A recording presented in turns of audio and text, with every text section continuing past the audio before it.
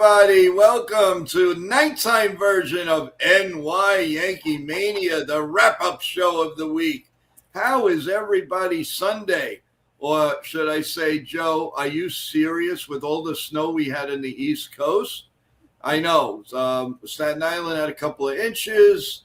I know Jersey, some portions had 7 or 8, some portions had 4.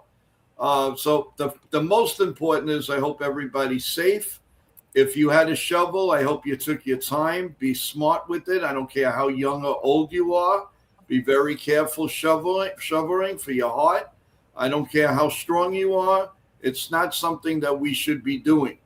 But we have to, especially if you own your own place. So be careful, everyone. I hope everybody's safe. And more importantly, tomorrow morning with the kids, we're going to freeze up in the East Coast. So be careful bringing them out.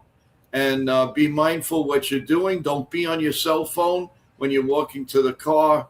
So many things happen. And, please, everyone, just be careful. Now, enough about me being a doctor here. I want to welcome Chef Nick is in the house after working 24 hours. Evan, our play-by-play man, is in the house. Oh, yeah. Hello, Evan. And Sean Browning, who's a mastermind in his own mind. He thinks he is. And he's working tonight at midnight. So he's very nice to come up with us. We really, really appreciate it. Thank you, Sean. We're waiting for a couple of more people. And hopefully they will join us soon. Everybody in the chat, how you doing? Everybody in the chat. Everybody in the chat. How you doing? And let's see, we have the Bronx Bomber is here. How you doing there? Michael is here. Michael. Chef Nick is here. We know we have him right in front of us.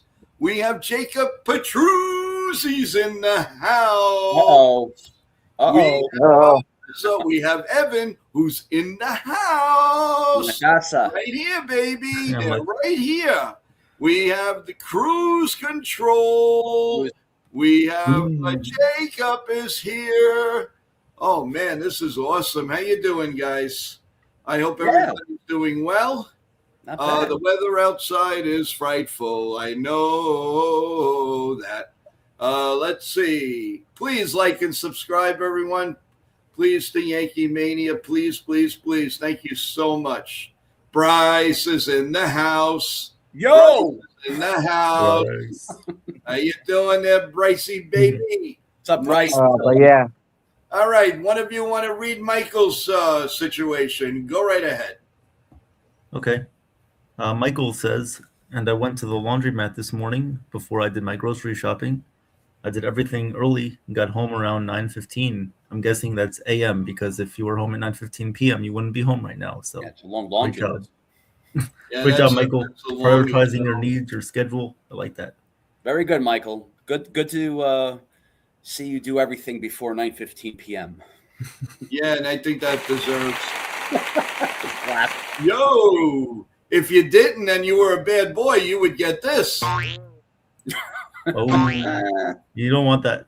We love Michael. Oh, and look who straight off the plane, straight off of his friends in Manhattan last night, who gave us some subs.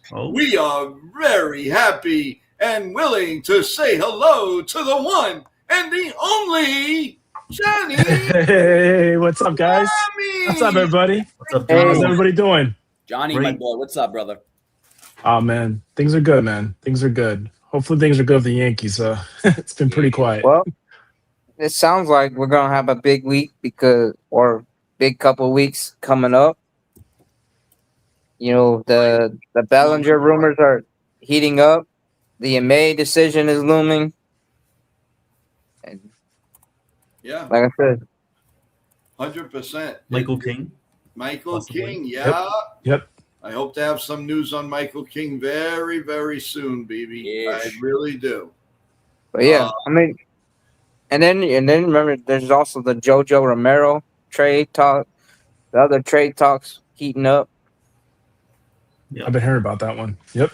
Yeah, it's true. That MLB trade room is announced.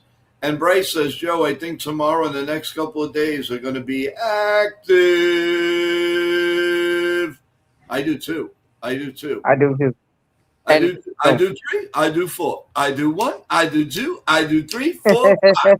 We're in the mood today. I'm ready to dance, baby. I am getting in that mood of entertainment, right, Chef Nick?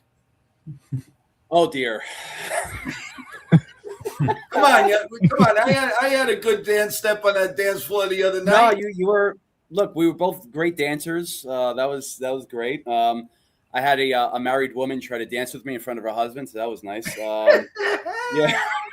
That was Anywho, yeah. So since I value my life and I'm still here, yeah. So we'll talk about that.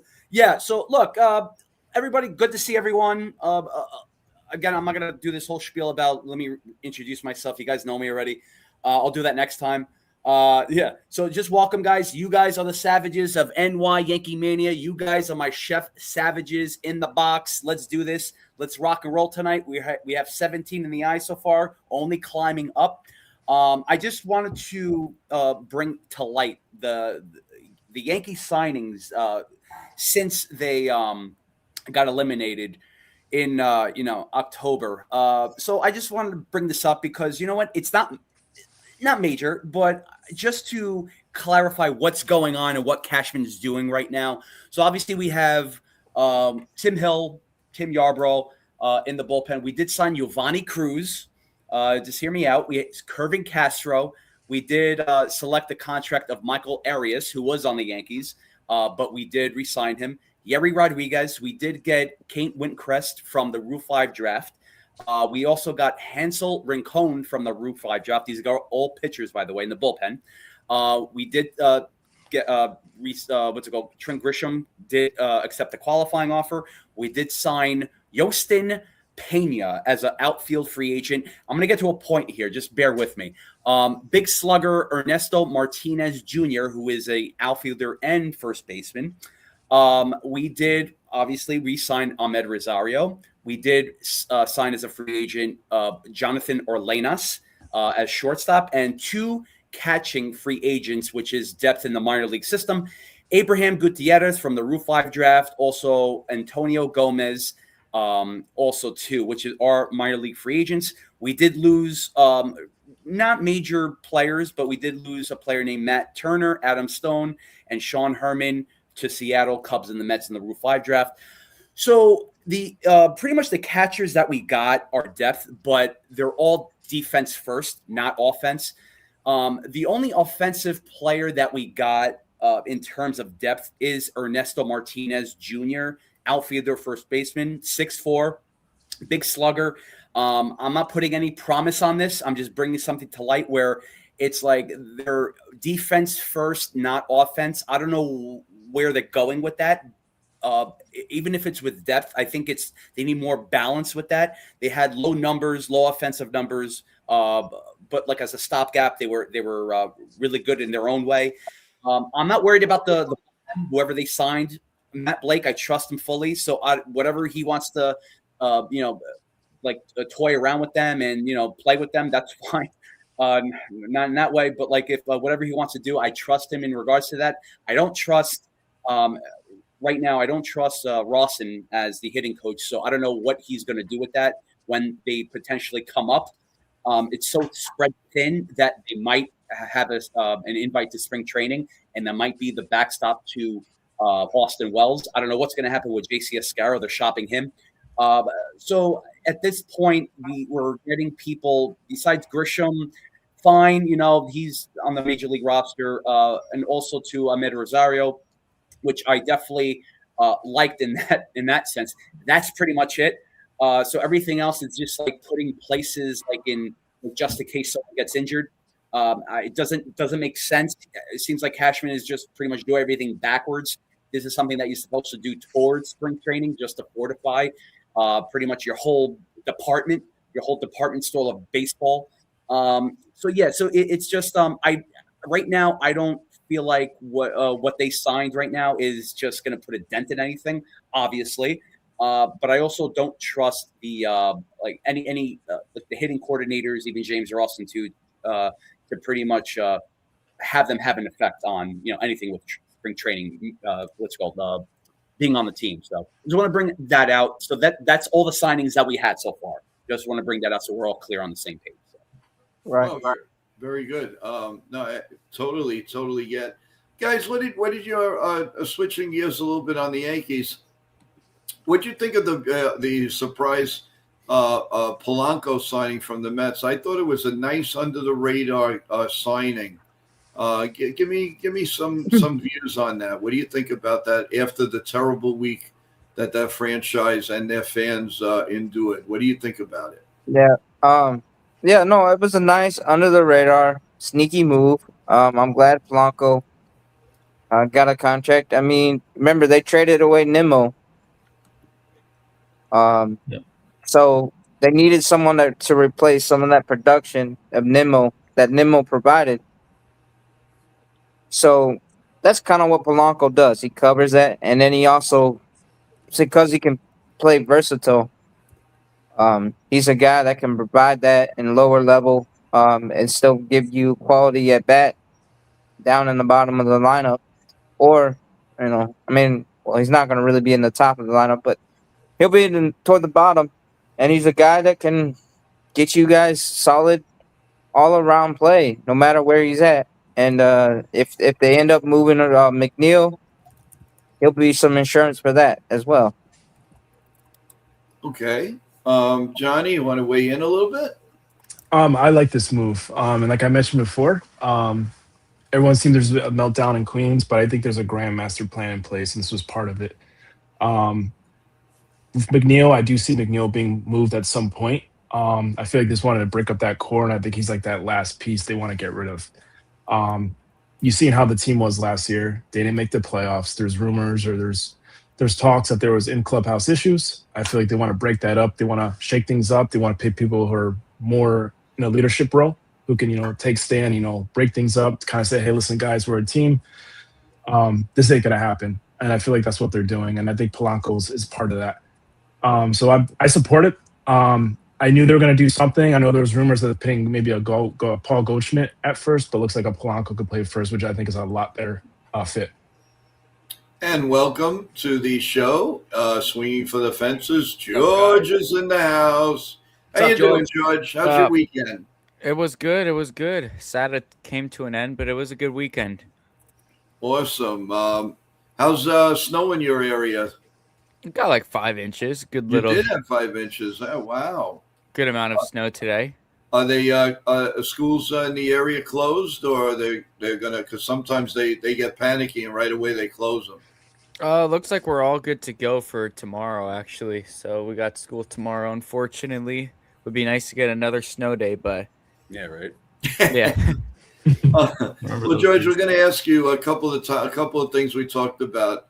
Want to get the weigh-in on the potential rumors that Bellinger is getting ready to sign with one of a couple of teams in the American League East. There's a possibility.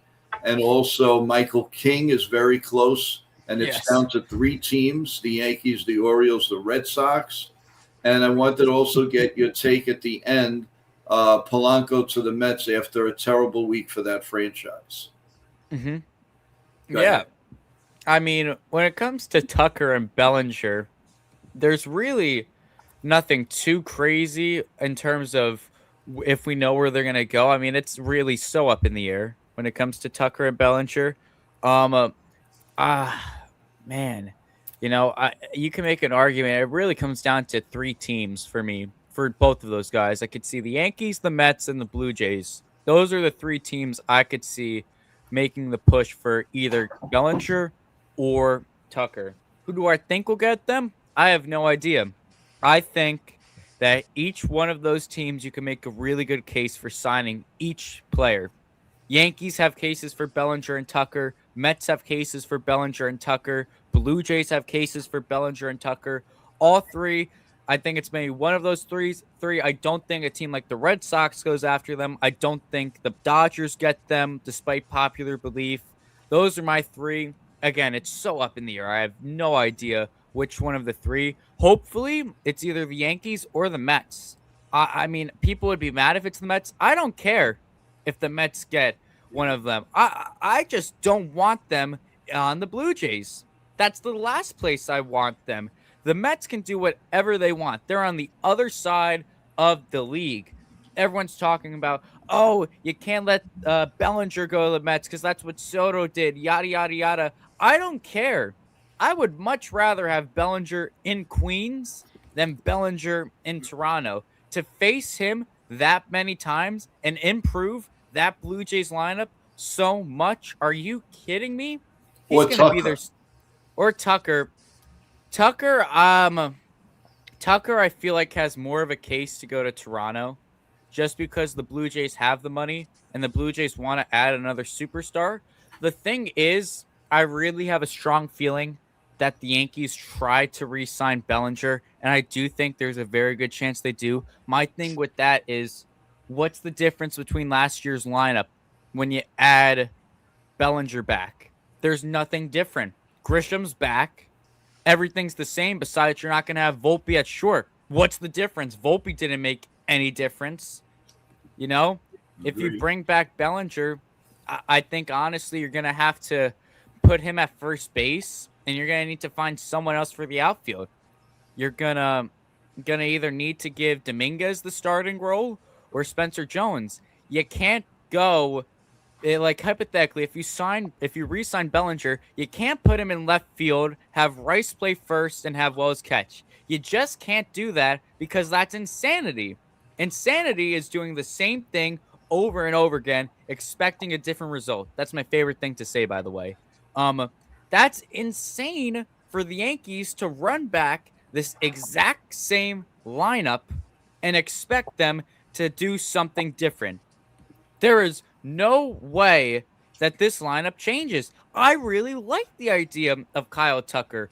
Add another superstar to this lineup. Bellinger's a very good player. He's not a superstar. Kyle Tucker, when he is on his A game, he is a superstar. The last time Aaron Judge had another superstar in this lineup, they took the team to the World Series, and Judge wasn't even hitting. If you put Tucker in this lineup, it jolts that team forward. Bellinger keeps you back in the rearview mirror. The same thing as last year, where you gave the division to the Blue Jays. You were fighting with the Red Sox. I'm not too comfortable with signing Bellinger. This division is going to be a bloodbath.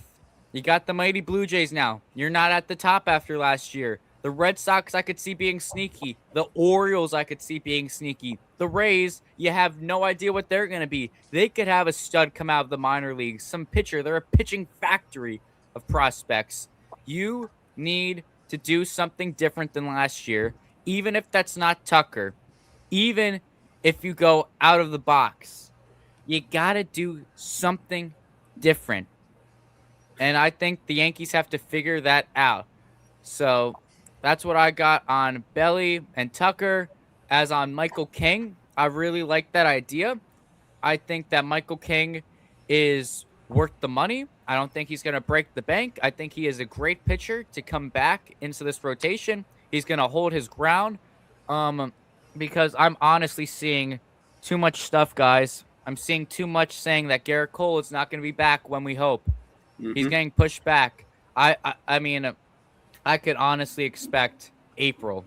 Maybe end of April we see Garrett Cole back. Yeah. Rodon's and that's what they said, April, May.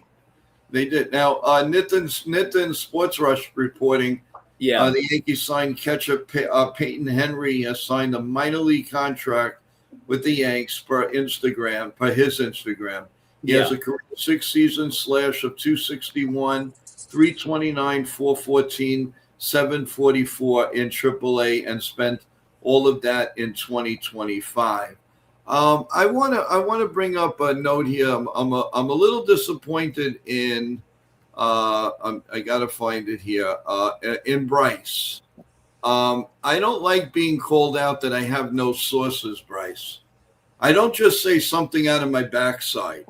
When I say something, I say it because I'm in touch with a few people. So I don't like I don't like you having people understand that I have no sources. And I don't and I don't get annoyed very easily, but that is not a really nice thing to say about me, because as you know, I try to give the best, the honest truth here as I possibly can.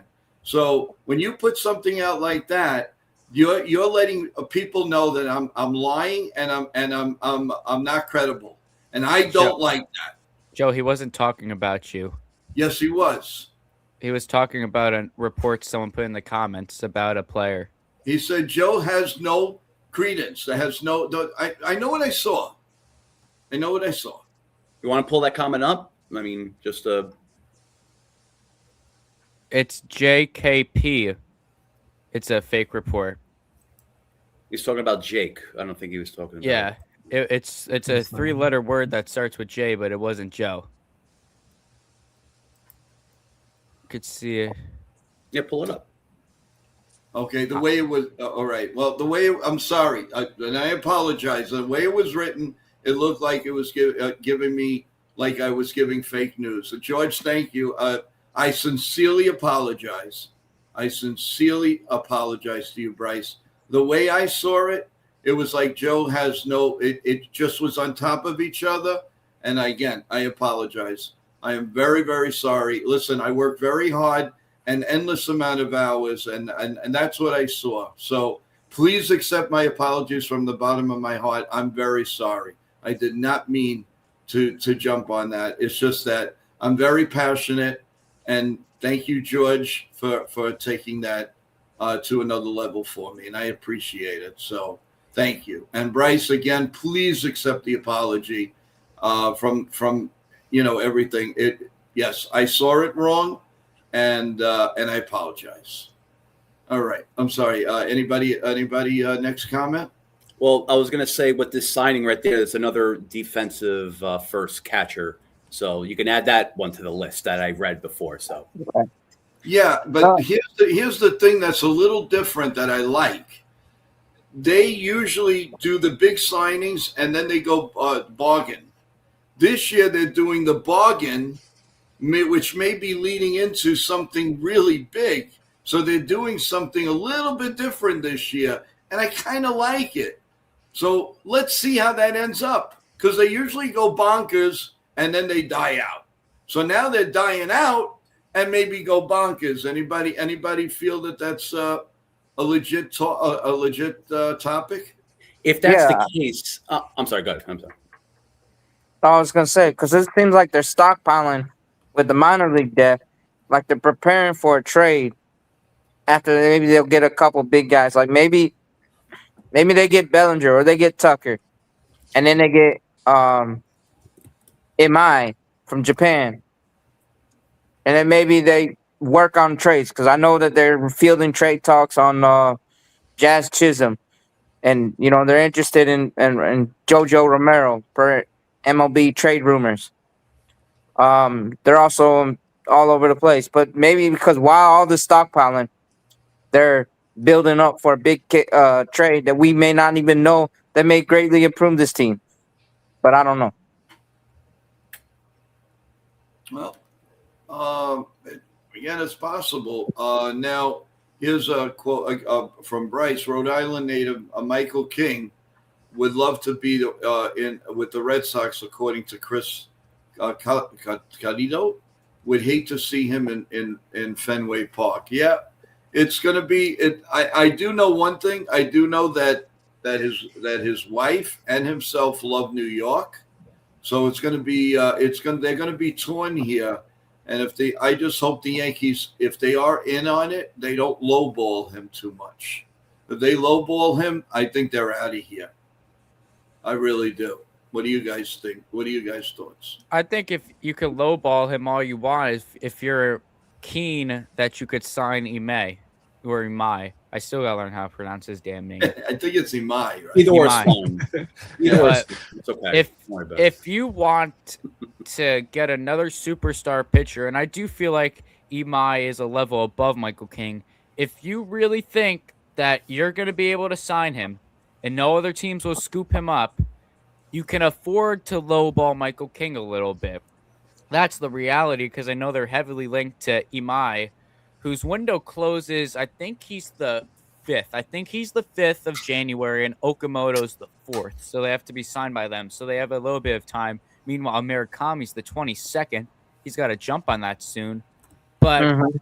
if they really believe that they could sign him, and I do think there's a good possibility of him becoming a Yankee, I'm not too mad then about Michael King going elsewhere. Of course, I would hate for him to go to Boston, but in reality, I really see a lot in Imai. I could see him being a superstar pitcher, and I want the pitcher, and I just want a pitcher that can hold his own, that could just hold down the fort for some time. Like, we're going to be down a lot of pitching to start the season. We're down 2 of our stars. So that's not saying no one else pulls something in spring training. Someone gets stiff. Someone has to miss starts here or there. So you have to bring in a pitcher. There's no getting around that. The question is, are you going to go in on pitching or are you going to go in on offense? I think when it comes to the there's 4 names that I think the Yankees are heavily linked to our offensive, to our pitching. The 2 offensive players, obviously, Bellinger and Tucker. The 2 pitching players are Imai and Michael King. Bellinger's the cheap one. Tucker's the expensive one. Imai's the expensive one. King's the cheap one. You have to decide how much money you're willing to spend. You can't get both of the expensive ones. You probably can't go Imai and Tucker, but you can go Bellinger and Imai. You could go King and Tucker. You have to find out what combination you want if you're the Yankees, because I think they do. I think there's a good chance they get 2 of those 4, one being a hitter, one being a pitcher. But what are the 2 you want, and how does that work into the budget? I know they're a little cautious about the money. Well, George, I mentioned yesterday too in regards to just fortifying the starting rotation first. What do you think about that because of Rodon and even Cole now? Like that news that, with him, you don't think he's going to be coming back anytime soon. Well, just projected. But for them to do the starting rotation, bullpen, fine. I trust Matt Blake in that aspect. But like even with the starting rotation, just to have that strength going into like the start not spring training, but also just like just opening day too. Like instead of, let's just say, focusing our attention on Bellinger and just chasing him around, chasing him around, and even Tucker too. I see what you're saying with that. We could do like one or the other, but what if we focus on the starting rotation just to keep that safe until they come back? I think it's a very good idea, but are you saying you sign King and Imai? I mean, I don't know how realistic that is. A lot of money. I was gonna say maybe we should start a GoFundMe page for Hal Steinbrenner to get one. Hey, that's my line. I mean, if we're gonna get one, if they're gonna sign one free agent, do you guys want to chip in? I don't know, order a pizza or something. I don't know. But no, yeah, no. I mean, I think that there's enough for 2 big signings. And whether who it is exactly going to be remains yet to be seen. But I really think that the Yankees let that little thing go on through the press about, they only have enough money for one big signing or whatever. Yeah. To just kind of get people's mind off of what they're gonna do. Jedi mind tricks, smoke screen. And then, like what George was saying is that it'll probably be like Imai or King, and it will be or Bellinger or Tucker. But it'll be one of those, 2, one of each of those 2, whether one of the pitchers and one of the hitters. And then they'll make trades and fill in the rest of the holes. and that's what I'm really hoping they'll do. And my other question for you guys, are you guys surprised that Murakami has like zero chatter surrounding him, or almost none? Yeah. I A think little bit. I think the more teams dive into him and the more teams look at him, the more concern you see with this guy and the kind of money he's asking for. I don't think any team is willing to give him that money for that amount of years for a guy who can hit a 93-mile-per-hour fastball. Like, he's a high strikeout guy. So there's that. And then he just struggles with velocity. Welcome to America. You're going to be seeing 95, 96 every single day.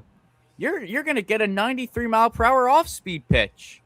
I just don't see him adapting and translating. I think he will provide lots of power while also hitting 200, 210.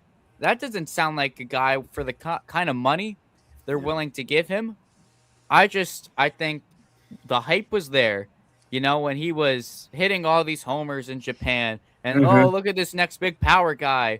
So in the summertime, yeah, we heard about him. Yeah, we were keen on it. But now uh, we are and other teams, they're just looking at this guy. They're going below the surface level and they're seeing there's a lot of warning signs. There's a lot of red flags with Munetaka Murakami. I'm not that comfortable with him. No. What And about Luis Ariz, guys? What about him? Are you guys surprised that he hasn't drawn more interest too?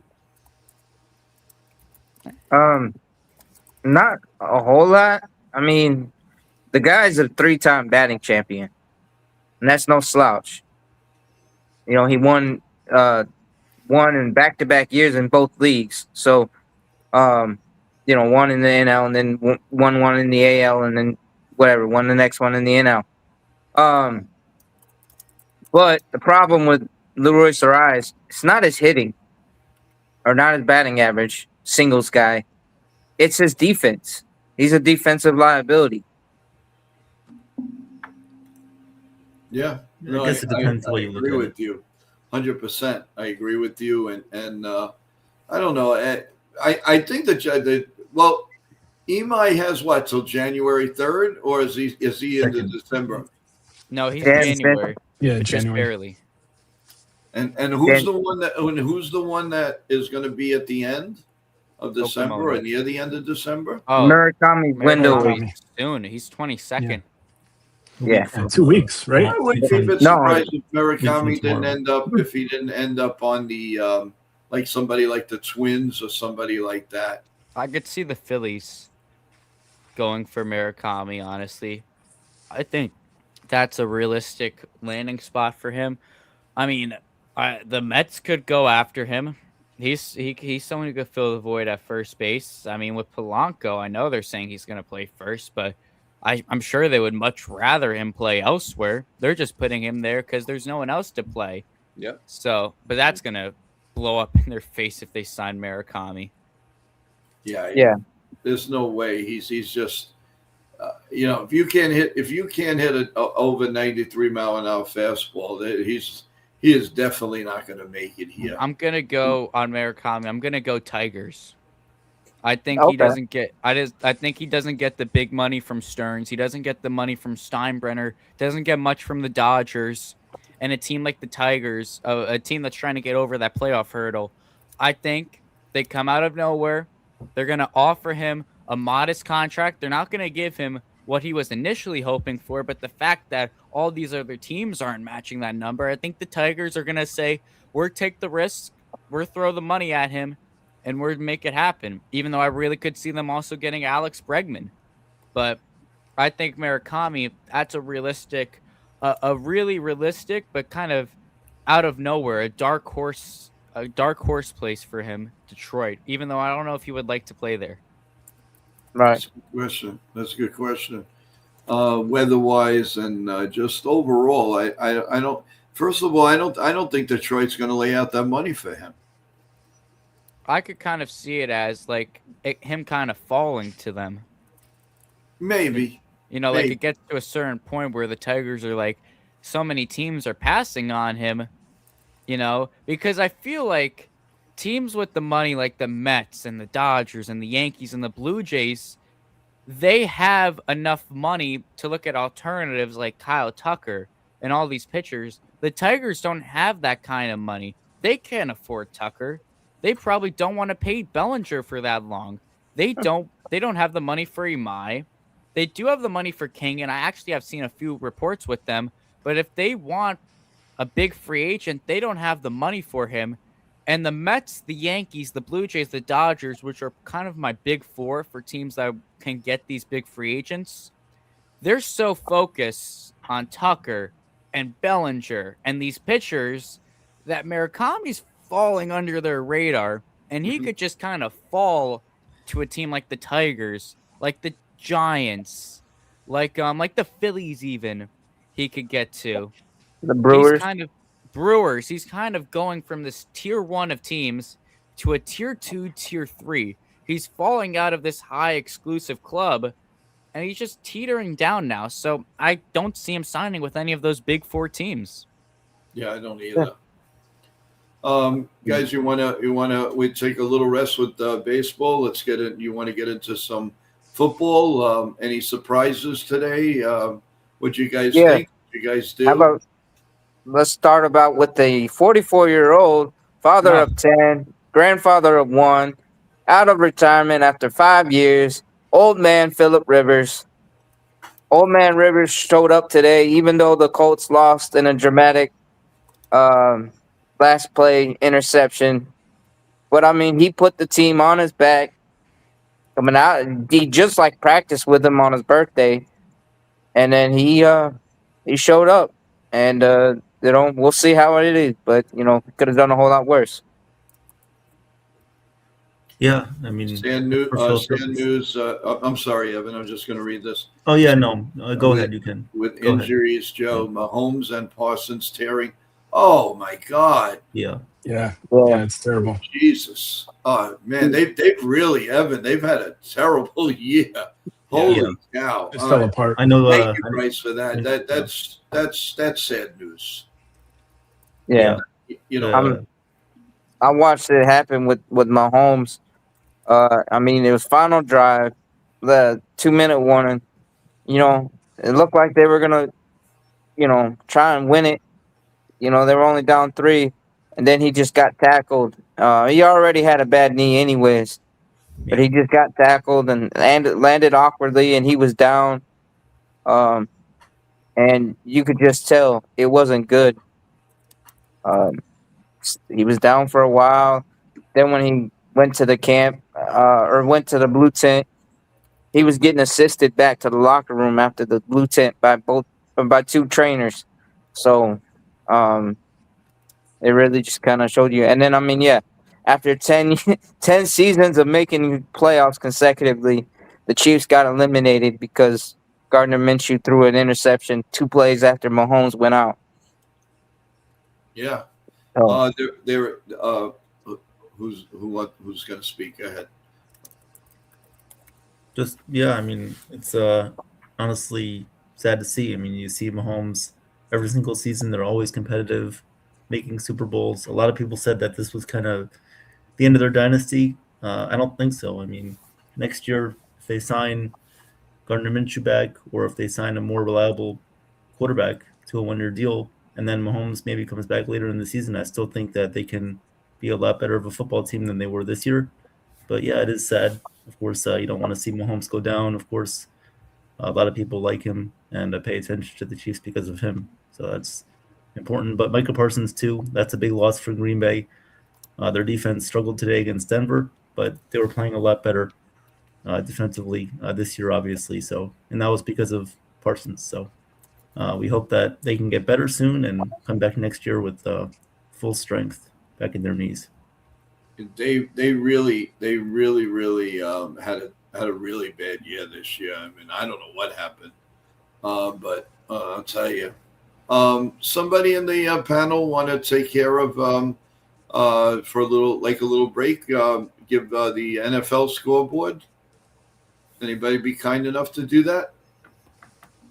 I guess I can give All some. right, Evan. NFL scores. So right now, I just want to just be on the same page with everybody. I'm reading the room. So since NFL is my weak point, I'm focusing on the chat right now. Okay. Want everyone to just want to let everyone know if you think I'm silent and I'm not my active self, I'm looking at the community right now, and any questions that you guys want, just ask, tag my name, and I will bring it to the attention with Joe so he can bring it to light. So that's what if you guys think I'm like just silent or in a library, this is what I'm doing right now. So yeah. No problem, Nick. Yeah. No problem. All right, so let's give today's NFL scores. All right, starting off, we had the Commanders and the Giants. The Commanders defeated the Giants 29-21. The Buffalo Bills, now only one game back in the AFC East, defeated the Patriots today. Came back in the second half, beat them 35-31. The Ravens shut out the Cincinnati Bengals 24-0. The Jaguars defeated the Jets 48-20. The Chargers defeated the Chiefs 16-13. The Houston Texans, who are really hot right now, defeated the Cardinals 40-20. Chicago Bears keep riding high. They defeated the Browns 31-3. The Philadelphia Eagles shut out the Las Vegas Raiders 31-0. Seattle Seahawks defeated the Colts 18-16. Denver Broncos defeated the Packers 34-26. The 49ers defeated the Titans 37-24.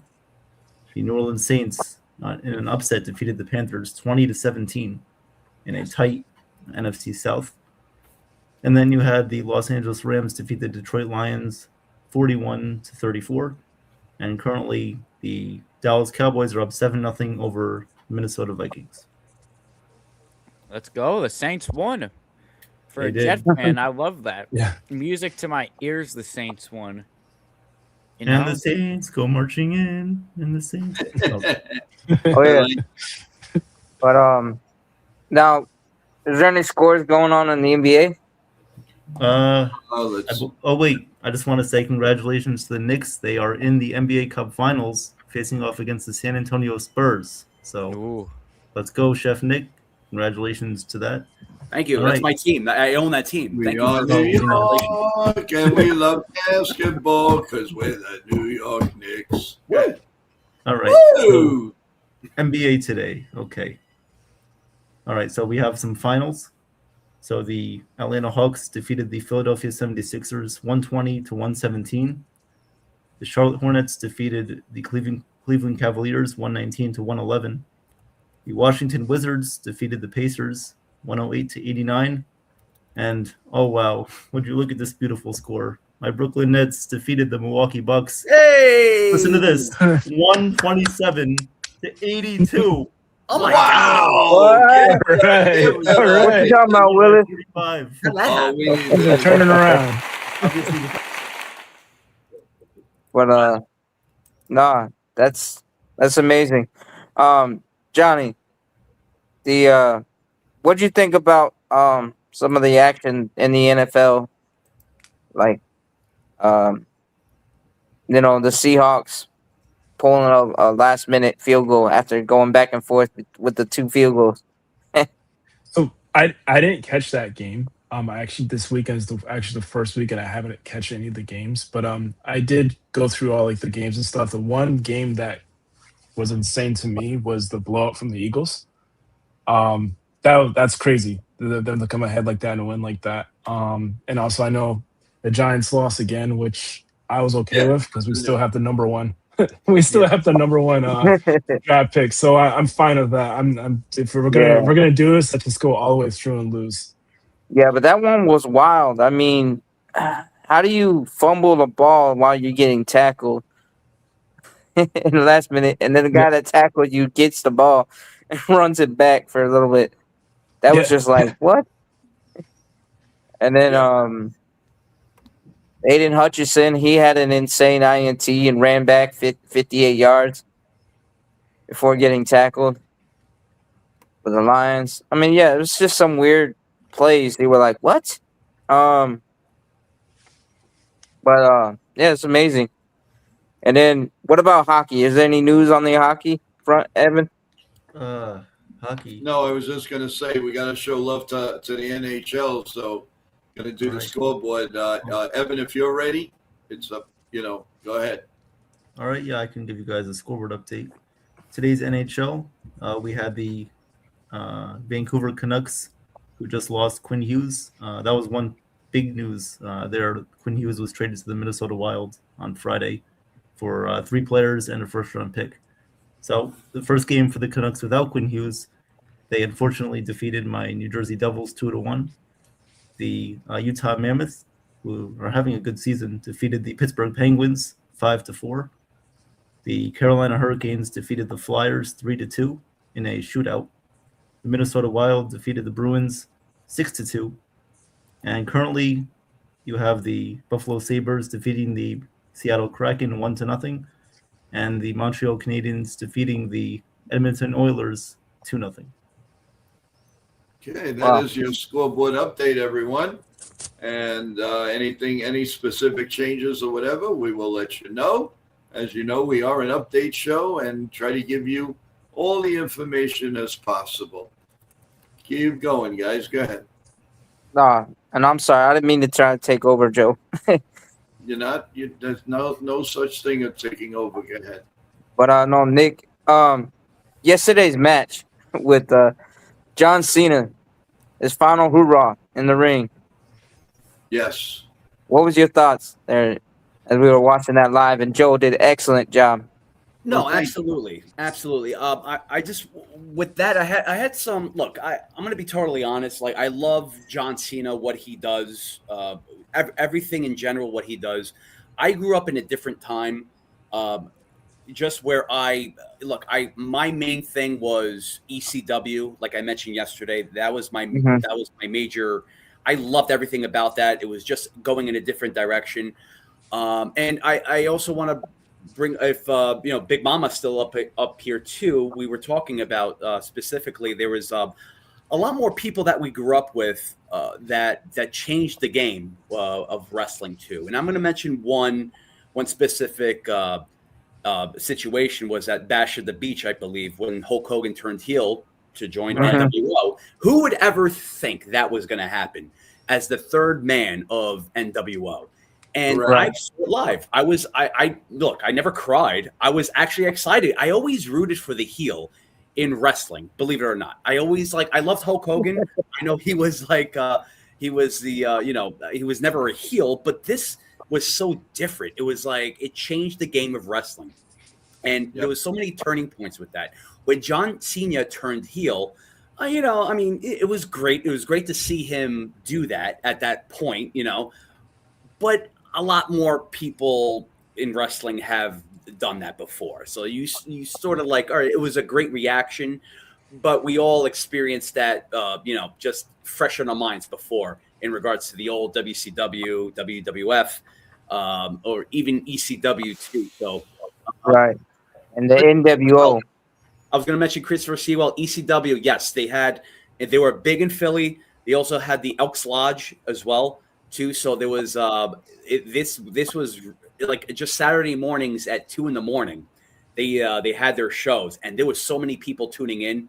With WCW and WWF going in that direction, it was ECW that paved the way. So this was where just the stables that were coming alive,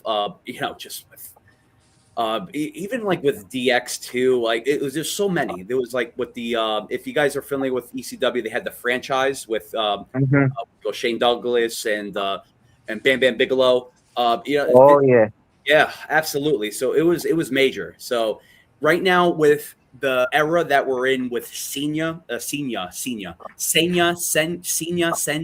whatever you want to call it. John Cena. All right. Well, I cook Spanish food. Yeah, don't worry about it. Don't worry about it. When he comes on the show, we're going to let him. He's going to specifically talk to you. Oh, good. And tell you how to say his name. Let me guess. That's Nithin's best friend too. Yes. Yeah. Don't you know? Nithin knows everybody in the world of sports. My good friend. But look, I respect John Cena. I respect him. I respect his career, everything that he's done outside the ring, in the ring too. But I'm going to be totally honest. I was never a true fan of him. I was in a different like light with other people, you know. I mean, I just really, even The Rock too. I'm going to be totally honest. Like when The Rock first came and he was with the Nation of Domination, I loved him. Mm-hmm. But then when he went towards a different direction, I sort of like, I will never knock anybody. I will never be like, oh, he's terrible, stuff like that. I just lost my like just everything about him. I just didn't really follow. But when he was with the Nation with Farouk and D'Lo Brown, and you know, just what's it called? Oh my God, who was the guy? He was Papa Shango. What was his name? Oh, The Godfather. The Godfather. There you go, The Godfather, and I believe there was a couple of others too. There was Venus and The Godfather. there was a few others too, but there was Crush too. Crush, the Kona Crush in the 90s. He came back and he. Then there was Gold Dust before he died. Yes, but it was. Just wait, you talking about Dustin Rhodes? Yeah. He died? Oh no, he didn't die. Oh, he's alive and well. I don't know why they matter. Yeah, he's in AEW, right? As of right now. Yeah, I think Right he's now in he's in behind the AEW, scenes, yeah, of course. Yeah. But I just remember him in the 90s, and then he disappeared, or Gold Dust disappeared, and then Dustin Rhodes popped up again somewhere. I don't just get. Right. Yeah, it's just with John Cena too. It's a very interesting career. He came up just just out of the blue, and he made that just the ruthless aggression comment to Kurt Angle, and then that was the start of it. Like, right, it's again a different era. Like you could have Bruno Sammartino, you could have Jimmy Fleiss, Snuka, you could have Bret Hart, Stone Cold, John Cena. Everyone is different right now. So it's like if you be like, oh, I think I like Stone Cold better than, or even like you could say I love I don't know, Taz. I'm just throwing it out there because it's a different era. Taz better than John Cena. Everyone's going to have their disagreements because it's a different time. It's a different time. So you have to sort of respect that. But even the Rockers too, with Shawn Michaels and Marty Jannetty. I mean, it's like you have those tag teams, like you have the Rock and Roll Express. There's a lot of Demolition. Yes, Legion of Doom. You have so Here many. comes the X. There goes Yeah. I love that. That's Demolition. Heavy metal song. I love it. But then you have your stables that are coming back, and they keep coming back with, even with what's it called, Dudley Ray and Devon Dudley too. It's like it's even Edge and Christian. It's so many different type of tag teams that you have that you could be like you grew up with, and you'd be like, no, I think the tag team that we have now is better than them. You can't do that. You can't compare that. It's totally different. But before I go on a rant or veer off, I do respect John Cena. I love just I don't want to say that I love the way he went out, but if this is it and he doesn't come back, then let it be on his own terms. Let it be on his own terms. If he's everything is on his own terms. He just signed a 10-year deal. Yes. He does like the golden thing. He'll show up. Okay. He'll show up in like pay-per-views, things like that. All I could say is the fans were really, really, really knocked out yesterday with Triple H. They booed the heck out of him. Yeah, I mean, with the way they did it, you blew it, and all of that, and so I think with that to diffuse it, they had CM Punk and what do you call Cody Rhodes go in with the belts. Yeah. They had to do something to take the level off of Triple H. So that's going to be interesting down the line. I know people, kids were crying in the stands. It was like very emotional, especially. And I knew he was. I 100% knew he had to lose because you have Gunther there, who's going to be there for at least another 5 to 10 years, and you can't have him lose if he's going in main events. It's impossible. But what they should have done was do an outside. If they're going to do that, don't pin him on the last. That's my problem with WWE programming, as far as their skits and everything like that. You could have had somebody run in the ring, whatever. Okay, he's disqualified, and that's it. But I guess they figured that's too cheesy. But they put him in a sleeper hold 30 times. I mean, what the heck was that? Well, Joe, I just want to close off my comments with this too. The only thing I'm going to ever disagree there's a lot, but like what the WWF has done, I completely disagree the way that Undertaker lost the streak at WrestleMania. I think it should have been done differently. I think that this could have been, but I don't know if it was legit where he could have faced Sting at WrestleMania. There was rumors about that. I don't know how serious it was, but if Undertaker's not going to, let's just say, break his streak in regards to someone that's legible, I don't. Brock Lesnar, of course, he has his reputation, but I don't think it should have been that way. Even with Roman Reigns too at the time, I like him just losing to him. I think that he either should have retired with a perfect streak or lose to someone legitimate. Not even Sting, but a good Sting match would have been great as like a last match where he won. Even Kane too as like a last hurrah. But just the way they did that, and again, I don't know what like rumors were like, oh, Undertaker and Vince were in agreement, or it was last minute. So many things with like the documentary that came out, but I think it should have been handled differently. Yeah. No, totally agree, and I'm glad we got to spend a couple of minutes on wrestling. Yeah, sports entertainment. Why not? And we are looking forward to a lot of great stuff in 2026 on Turnbuckle Talk and here on Mania with a lot of different shows, everyone. And then, of course, the real comeback of our pregame shows, play-by-plays, all kinds of stuff, our morning shows and guest shows. We're going to have it all this year. And the one nice thing, guys, is we'll have a year under our belt. So we learn from mistakes, we learn from different avenues, and we improve by it. And the team gets stronger and stronger. I'm not talking about the Yankees. I'd like the Yankees to get stronger and stronger. I'm talking about our team right here on Mania.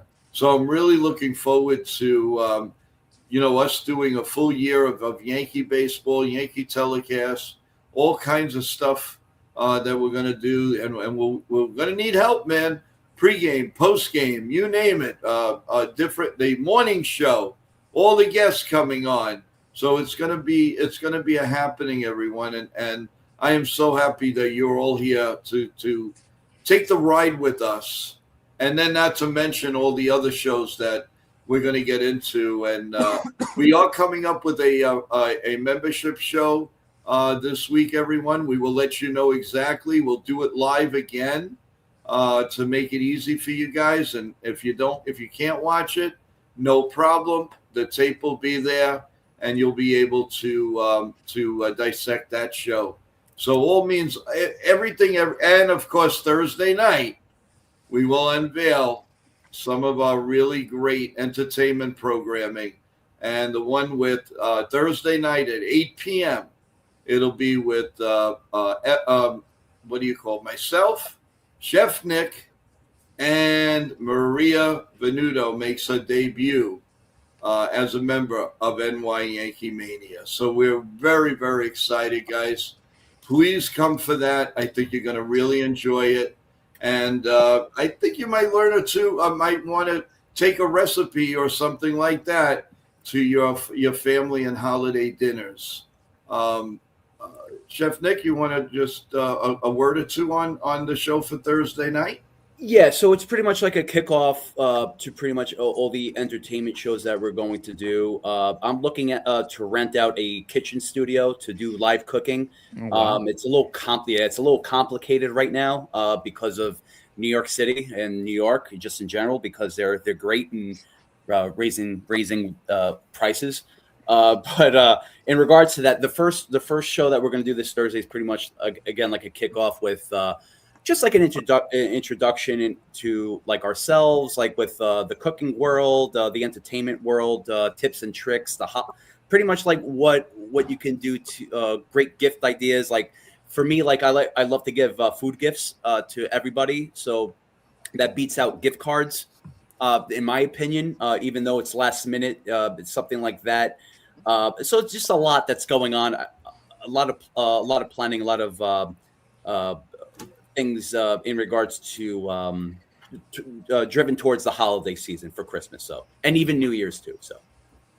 Oh yeah, that's and it's going to be a lot of fun, guys. So gonna give Maria a lot of love, but believe me, that's going to come natural because she's a natural, and I'm just so. And by the way, if you look in our community, I have posted 2 or 3 things that Maria and her family are going to be doing for all the holidays, for Valentine's Day, you name it. So we're really, and she is very excited to meet every one of you guys. And I can't tell you how much we're really looking forward to those segments with Chef Nick and with Maria. And down below, dancing, everyone, here he is, the one and the only Nathan. There he is. There it is. There we How go. you doing, Nathan? How's it going, my boy? What's up, everyone? Chef Nick, Johnny, George, Evan, Sean, Joe. What's up, everyone in the chat? Sorry, we just finished our team meeting at the Job of the Mouse show, so sorry about that. But a lot of great things happening here.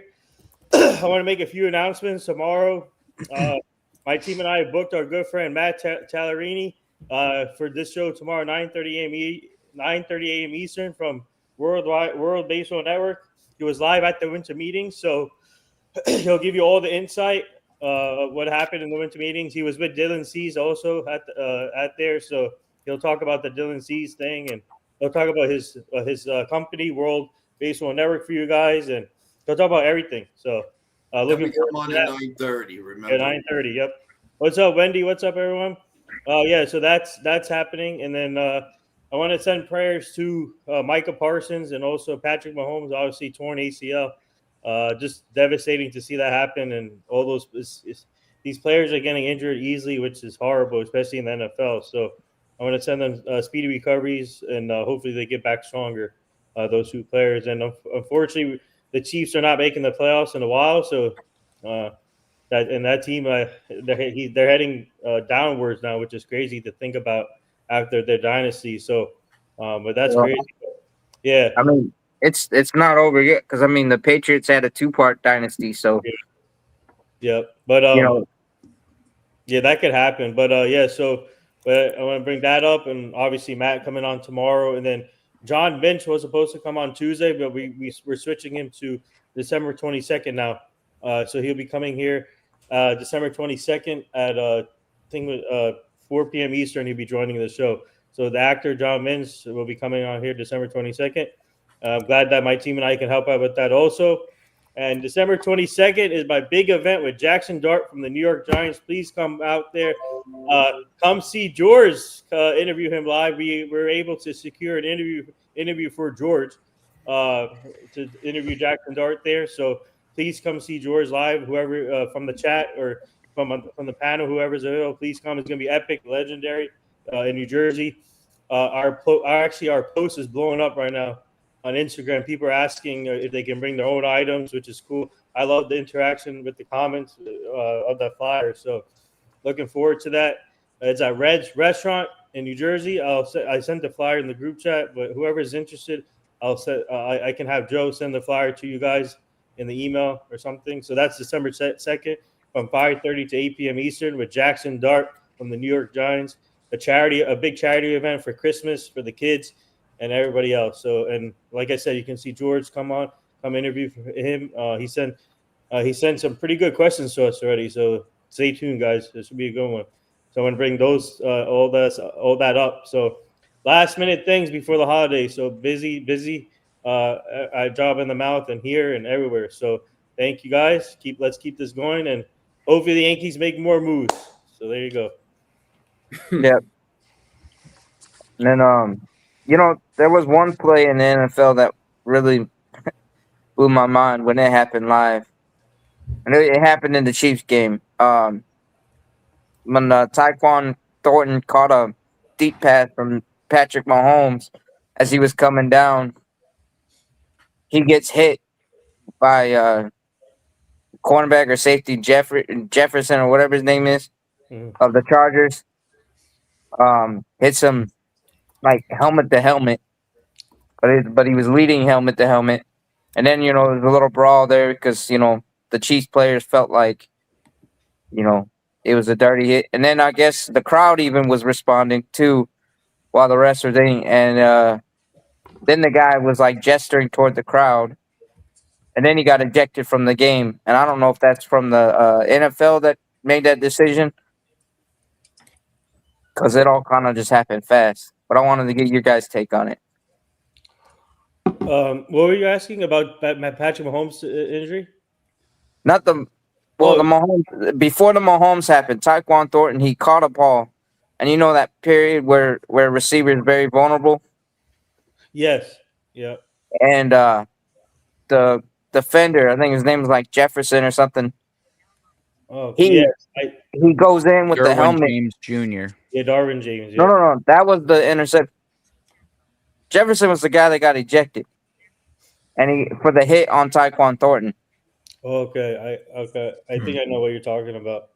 Yeah. Yeah, I see it. for that leading with the helmet. It was like in college they call it targeting. Yeah. Then I mean he was flagged originally for the thing, but it was like during the whole deal while all that happened simultaneously, he got ejected. And I don't know if it was more for the gesture toward the fans. I got to look it back. I have to look back at the video, but I don't know. But I think I know what you're talking about. I just looked at it quickly and glazed through it, so I had to look at it carefully. Yeah, But but no, that's because I know the NFL's trying to clean that up. they did, yeah. I don't know. You know, It's just crazy. But it's funny. On this day, Tom Brady actually tore his ACL also on the same day, like this Mahomes Oh just wow. did. Yeah. So history repeating itself. Two top yeah, quarterbacks. I Tom just Brady. Mhm. yeah, I wouldn't if I was in the media, I would not be burying Patrick Mahomes out No, because after he'll we've be seen what Tom Brady did in his career, Mahomes is a hard worker. I'm actually I'm good. I know his father, Mahomes Senior. I had him on my show 4 years, 5 years ago, and hmm he's a great guy. So he talked a lot about Mahomes. So I'm trying. We're trying to get him on here for you guys, the father. So let's see.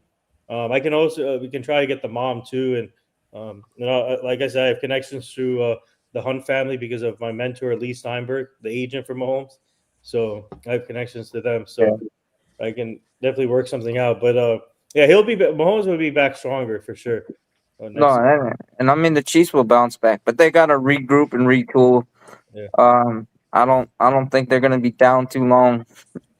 I mean, Well, guys, and then let's talk Yankees baseball though. We're here for one reason: it's Yankees Yeah. baseball. Let's talk off season. I have a question for the panel: George, Johnny, Sean, Evan, and Chef Nick. I want to ask you guys. I know that now we have Ahmad Rosario in the fold.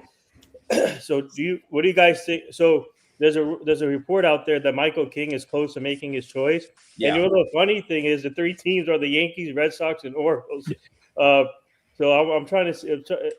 I don't know where Joe. He lives. I think he lives near Connecticut area. So Yeah. but because that's why Boston is in there. Yep. But for you guys, for all of you guys, even the chat, I know he has a tough choice to make here, but obviously he knows knows the Yankees. But for you guys, what do you think if you're in Michael King's situation and you have three AL East teams that all three of them are good, compelling teams? So what would you? I mean, what would you guys do in his situation also? And what do you think the offers would be between all these three teams? I mean, I don't know the financials. I'm looking at King. I'm honestly a little concerned, honestly, for a guy. I mean, I'm doing a little bit of a deeper dive. A guy who missed a good amount of time last year with the hamstring injury, only threw 73 innings, so 100 less compared to the season prior. Yeah. So this is someone with a little bit of an injury history. I mean, I'm just kind of looking at the numbers. I mean, a 3.44 ERA, which isn't bad, but a season prior had a 2.95. And just, I mean, if there's actually injury history with King, and it was his hamstring, which is always something that can get retweaked.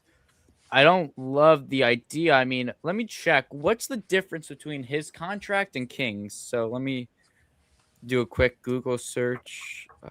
Michael King projected contract. So Michael King is projected to get 57 to 80 mil over 3 to 4 years, so around 19 to 23 million dollars annually for his AAV. Wow. And now let me check my. Do you think that's like worth for like, let's just say a 3 or 4?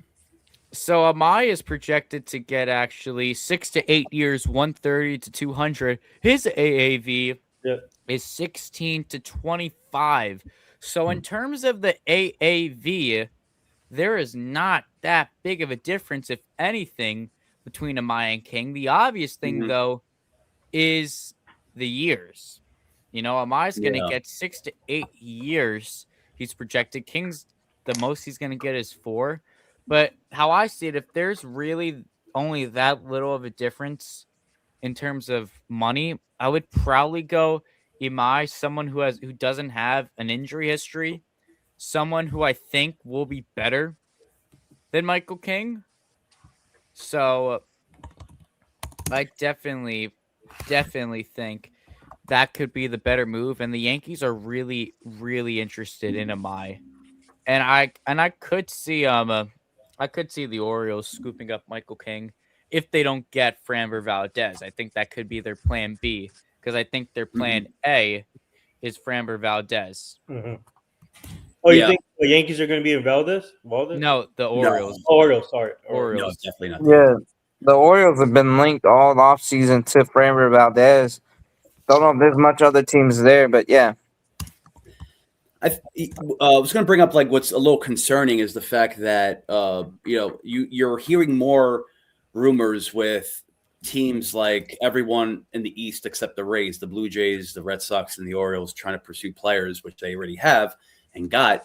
But it's like they know that they believe that they can beat the Yankees and they can overtake the Yankees, and they're not afraid. They're not intimidated. So that's a little concerning. I think maybe Cashman or even the front office should take a look at that. I'm not saying like, okay, we just make a forceful move, but just take notice of what's happening right now. Because if you're going to sit back and relax and not do anything and just sign all these like minor league spring training invites right now, it's just what's going to happen like going towards the season. Like these teams are not afraid of us. They're not afraid of us. They're being very aggressive right now. And you haven't seen that in a long time, but now it's like we're not the team to beat anymore. They want to beat us. They feel like they can overtake us, and we're nothing. So this is like a prime example of just what happened. Last season, just in terms of like the way teams manhandled us or women handled us, whatever you want to call it. But even right now, it's like this is a prime example. It's like they need to get their head straightened out. They need to see what's going on, because this is like so foreshadowing or something like that. It's really crazy. And it's like it's Boston, Baltimore, and the Blue Jays. Rays, I haven't heard. That's fine, but it's like you still have those teams. You still have those teams that are just they're very aggressive right now. They want to kill us. They want to strike while the iron's hot. Exactly. Yeah. You know, absolutely. The Yankees' payroll is so high. I mean, they're getting to a point where signing big players, it hurts. It hurts the payroll. Yep. You know. So what do you do? I know. I wish Tatis was available, but the Padres are pretty firm on him not, because if I'm Brian Cashman, I trade for Tatis and Mason Miller, but if Tatis is not available, I'd trade for Miller. I'd have him be our setup man. I'd have Tatis play left. I'd re-sign Bellinger, have him play first, and look at that. That's what I would do. But I think there's a very slim chance Tatis gets traded, and the only way he does get traded if you throw Xander Bogaerts in that deal. The Padres boy. want to get rid of Xander. His Yeah. contract is awful. He has 8 more years of that freaking contract. 8. And And he has but not lived up to the money. The Padres want to dump him somewhere. The only way you get Tatis is if you add Xander Bogaerts, and that's already a very, very slim chance. They want to build a team around Tatis. They have some more guys in the minors they want to call up. So I think they want to build that core with Merrill and Tatis. So that's how I see it. I would love Tatis. That's the name I can't get out of my head. Fernando Tatis. He would be great for the Yankees. He could bat leadoff, platinum glove defense. You throw Mason Miller in that deal. Just a great trade, but Padres won't budge. Do you really think they would get rid of Mason Miller after what they Yeah. gave up to get him last Yeah. year? I think That's they're just, kinda I feel like out- that's just, I just feel like that's suicide just for the team. Like you're just throwing They away get rid of everything. it. You throw your top prospect to get him, and then you're gonna get rid of him the following offseason. Mhm. yeah, I mean, I think that's insane. That's crazy. I think they'd get rid of him. They I don't want see it him. happening. I mean, he was their setup guy. For- He's nothing. Maybe Machado. Machado, yeah. their keep. Yeah. Machado's actually living up to his contract. They just want to get rid of Bogarts' contract. That's the elephant in the room there. They're done with paying him. They want to dump him somewhere. Mhm. I mean, I wouldn't mind Xander Bogaerts, but for the contract, there's just no point. No point. Bogarts has 8 years left on his contract, which you don't want to be stuck on another long-term contract. That's why I would take Machado for sure. If you can't get Bregman, get I Machado. would love Bregman, but no one wants him. Yeah, I would love Bregman. Alex Bregman. I would love Tatis also, but Yeah. if you can't get Tatis, get Machado. I mean, if you can't get Tatis or Bregman, if I were the Yankees, I would try and trade all you can. I mean, not the top prospect, but try and get Mason Miller to be the eighth inning guy to Ben Hart, and then try and get Machado to fill third base, and then move McCann. Mhm. Where else? I wanted to bring up Bryce's comment right here because we Yeah. had Bryce. we had an agreement. Me and Bryce had an agreement. I think it was last night. Bryce, correct me if I'm wrong, but yeah, he said to me that he would throw away the farm system for Skubal if it was guaranteed.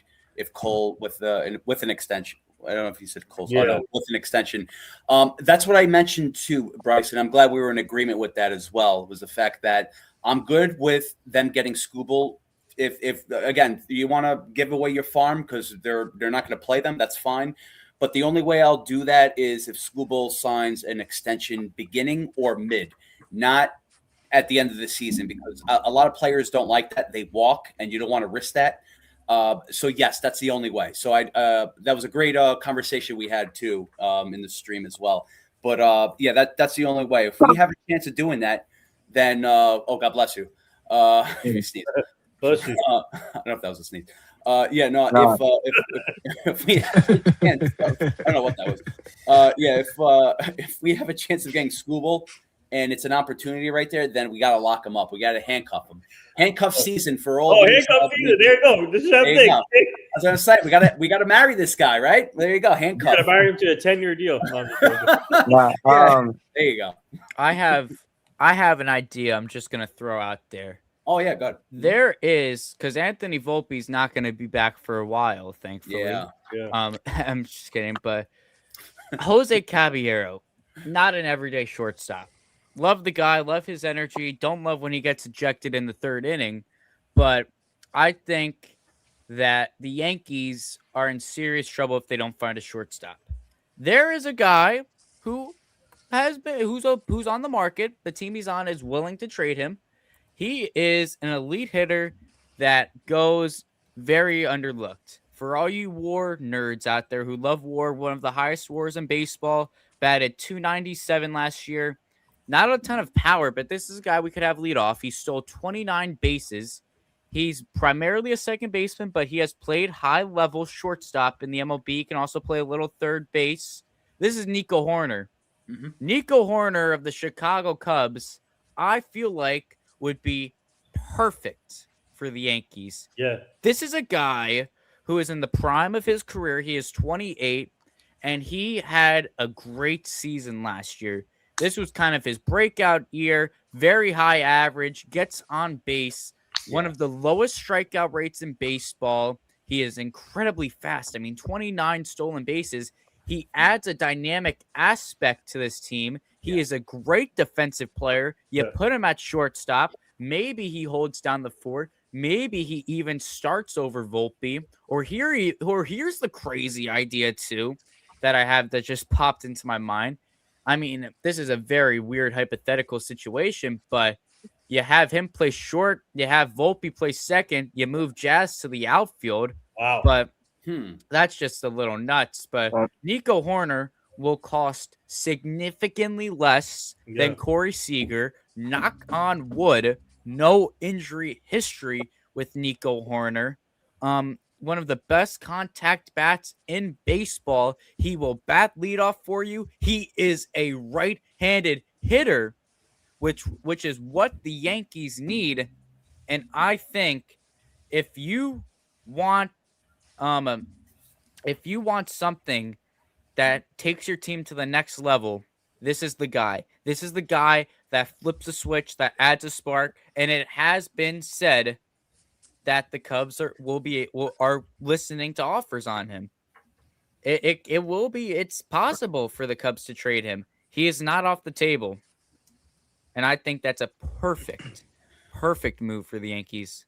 Interesting. How much do you think the Yankees will have to give up to make that happen? Yeah, Not a ton. that's interesting too. Yeah, that's a good question. All Maybe the people saying that he's off the table, a quick Google search will show you that the Cubs are quite willing to trade him. I'm sure if the right pieces, that anybody is. Yeah, to move, I mean- yeah, that's actually a pretty. I need somebody I didn't think of, so that's actually pretty awesome if they could make that happen. Yeah. I And mean, I could see. Nico Herner could be your leadoff hitter too. Mm-hmm. Mhm. That's what I would do. Lead off.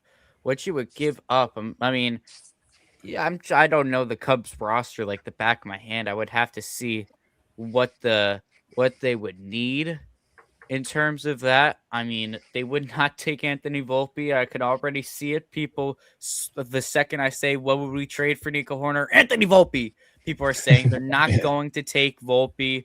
Settle down. I don't even think that you would have to give up Dominguez or Spencer Jones for this guy. No, No, that'd be too much. Maybe yeah. like a Ben Hess you'd have Yeah. to give up. I mean, I would say last year the Cubs made a very stupid trade with Cody Bellinger. We had to give them nothing for Cody Cody Bellinger. Petit. Yeah, Cody Petit for Cody Bellinger. Yeah. No shade to Petit, but I mean, But wasn't that? But that was a salary dump, wasn't it? It was more of a Yeah, it salary was dump. Cody for the Cubs then, Petit so- plus a salary dump. Yeah. I mean, it was pretty much a salary dump. he's still Plus, on his remember- rookie contract to Nico Horner. Yeah, So, and but for Horner, yeah, I could see a Ben Hess and probably even a Roderick Arias if they want a position player. Mhm. For that. Arias, yeah. And Arias hasn't developed yet into the player that we expect to be. He's still growing, but yeah, he could be a name to be involved with Ben Hess in there. Well, that's what I'm talking about, the farm system. It's like, it's there's so many people that are like they're blocked right now. Like Yes. when you see George Lombard coming up, they got Volpe. They're not going to trade him. They're not going to get rid of him. Like when do you see him coming up? I see Volpe moving to second and then getting rid of Jazz. So yes, Yeah. that was my next question. Okay, so then Jazz, which they had some rumors. I hate saying rumors because they're rumors, but like rumors that they're shopping Jazz to trade Jazz. How plausible is that? How realistic is that? I've been hearing that for a while. For the I mean- right move. For who? That's a thing. Yeah, I don't right know. now they're entertaining the talks, but I don't know who we would want in return for Jazz Chisholm. I And think What would we get? Yeah. I wouldn't give him up for Donovan. I wouldn't give him up for Horner. maybe you put him in that Padres deal potentially. How about prospects? High-ranking prospects to rebuild our farm system. We have high-ranking prospects. We like don't let's need. just say like catching depth or infield depth. Is Jazz that? I don't think Jazz know. is that level where you trade him for depth, though. I mean, this is a 30-30 hitter. No, you you put him in a trade if you're gonna get, Oh yeah. for example, Padres. Go to AJ Preller is always aiming big. Every offseason or trade deadline, you never know what AJ Preller is gonna do. So I think I would include Chaz Chisholm in the Padres trade. If that includes Mason Miller, Machado, whoever. That's the type of trade I would include Chaz in. Padres or like a big trade, or maybe I can add him or put him in a what's the other team that the Yankees? Oh, potentially. I don't know about the no. I don't think maybe Detroit, but I don't know. I think that'd be but mainly the Padres trade. I would put him in. So I mean, he is a rental though. He would be a rental for them. Yeah. So how much would they want to give up for a rental? If they planned on re-signing him, okay, that's a different story. But That's a good point. Yep. at this point, he would just be a 1-year guy. yeah, Yeah, because remember, he's on the last year of the contract. He's in his walk year potentially. Yeah. And yes, he is. He's a 30-30 guy. He's a speed guy, but there's a lot of flaws with Jazz Chisholm. And remember, there was talk that he was a clubhouse cancer with the Marlins, but yeah. he's been nothing but class with us. So Hey, Chaz, I love Chaz, man. He's a great guy. He brings swag to the team. But I don't know if I would give him like a contract extension. I don't know, but that's why if you can definitely get high value from him now before the season. Try and trade him for a good What are you package. going to replace him with, though? That's the question. Yeah. I mean, exactly. you're not going to replace him with. I mean, it's very hard to replace Jazz. I mean, I can't think of that many players. The only one I would is trade him for Ketel Marte. That's the only guy I would consider trading Jazz Chisholm for is Marte, Value, but you would need more than Jazz. yeah, Trade him back to the team that drafted him. Yeah. I don't think but I mean that'd be interesting. With the D-backs, they love Kentel Marte. They see him as one of their cornerstone for their building the roster, the core. But then again, that would be an option too.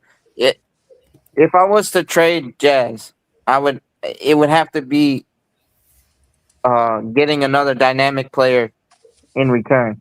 I have an idea for you guys. So I don't know if this is gonna happen, but how about include put a couple of players with Chaz to San Diego, get Jake Cronenworth, Machado, and Mason Miller. I mean, that's fine. Cronenworth can replace Chaz Chisholm.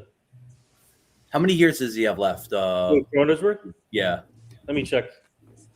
I was gonna say if we trade Jazz and his rap albums, are we gonna get more value for? Yeah. Hey, but no, Hold on. I'm bringing it up right now. Cronenworth had a bad year last season. Man, he has 5 more years left, I think. He had a bad season last year, Cronenworth. Yeah, but it's okay. How's He this signed a dude 7-year 31? deal. He signed a 7-year deal in 24. So he has I think he has 5 more years left, right? Yeah, 5 more years now. yeah, Left. He's 31, so that's going to go till he's 36. He had a Yeah, rough but I season. mean, he's an all around first base, second base guy. Yeah. He can kind of play both, but we also do have Oswaldo Cabrera. Yep. Yes. Coming back from a broken ankle. Forgot about One of our super utility guys. And then we got Rosario and Caballero. Javier. Yeah. So that's kind of interesting, but yeah. And then McMahon, he can play multiple positions. You see Rosario probably platooning with McMahon because of McMahon's issues Man, yep. to play. I can see that. Does anybody know about the catcher we got in Payne Henry? Yes. So is he a defensive first catching instead of offense? I just want to point that I out. believe so. I mean, the slash line that somebody put in the chat. Yeah, I What put was that in the chat, but That was Nathan. Yeah, Nathan put that. I in. just don't know who that is. Yeah, he's I don't know where they signed him as a minor league free agent. I don't know what other team has been, but they said that he was defensive first. That's why they got him. So And- said he had 6 seasons. catchers who can't hit, pretty much. Pretty much, yeah. What? I don't know.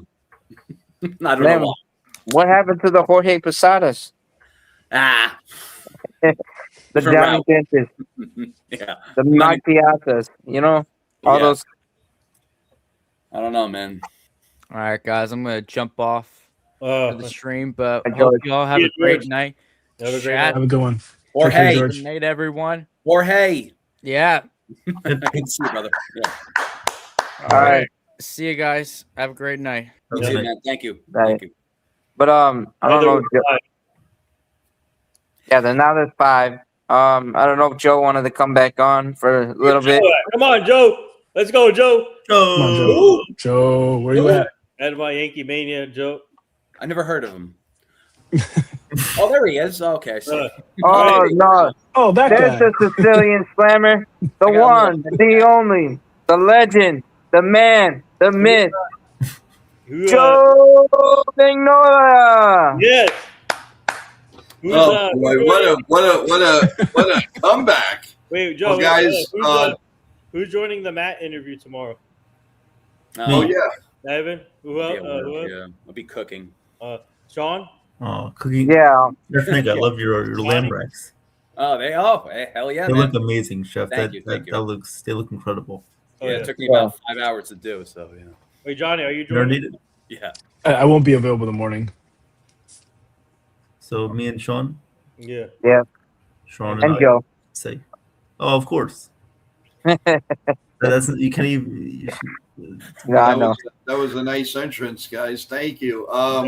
While I was off, I was making a couple phone calls and Breaking wanted news. to- Breaking news. Uh-oh. yeah. Well, unfortunately, not yet. Ah! The person that I'm trying to get in touch with is still not available, but she promises me that as soon as she gets 5 minutes, she will give me a call. And believe me, Yankee fans, you're going to want to hear this. So as soon as I get it, I'll have to come back live, or I'll put a short on right away. It might be sometime tonight, but I can't Barry tell you Underwood. at this point. It has to do with one of the players that are in play. That's all I can tell you. Yes. Oh, I know who it is. I know. Dun, dun, dun, dun, I know dun, who it is. dun. Also. I know who it is. Dun, Joe's dun, got a dun, date dun, with dun, Meredith. dun. Yeah, Meredith. And I don't need any writers. I don't need no announcers. I don't need anything. Get it? That's all I can tell you. I said too much as it is. That's And all right. also remember, guys, tomorrow's morning show will start at 9:30. Probably come on a couple of minutes earlier to say hello, and then our wonderful guest will come on, and we're going to talk a lot of Yankee baseball. This is courtesy of Nitin Sports Rush and his team. And Thank you. talk about his World Baseball Network company and also the World Baseball Classic. Awesome. Sure. Oh, yes. Awesome. That's awesome. No, Travis, I wasn't talking to. Although it was a woman, I can tell you that, but it wasn't Tiffany Stratton. Well, this is hey guys, this is something that's good. This is something big that could happen. Pretty, hopefully. Yeah, and I'm not privy to say. I will not say news I don't know until I know it. Yeah. Hopefully, Something big is happening. Oh man. Dum, dum, dum, dum, dum, dum, dum, da, da. Dun, dun, dun, dun, dun, dun, dun. Oh yeah, you want me to? There you go. No, but so listen. Bottom line is, Yanks are going to make some noise before the holidays, so you're going to get some presents under the tree. I don't know when, I don't know how, I don't know who, but I can tell you one thing: it's as good as they are not. They know they're not ready or good enough to win right now at this point. Too many question marks. You got to get for them to win this team, guys. You got to have everything aligned right. Garrett Cole pitched like Garrett Cole. A big comeback year from a lot of some different players. Ryan McMahon, who they say they're straightening out, and he's going to look something. He's going to look different. Chaz Chisholm's got to stop being thrown out of games.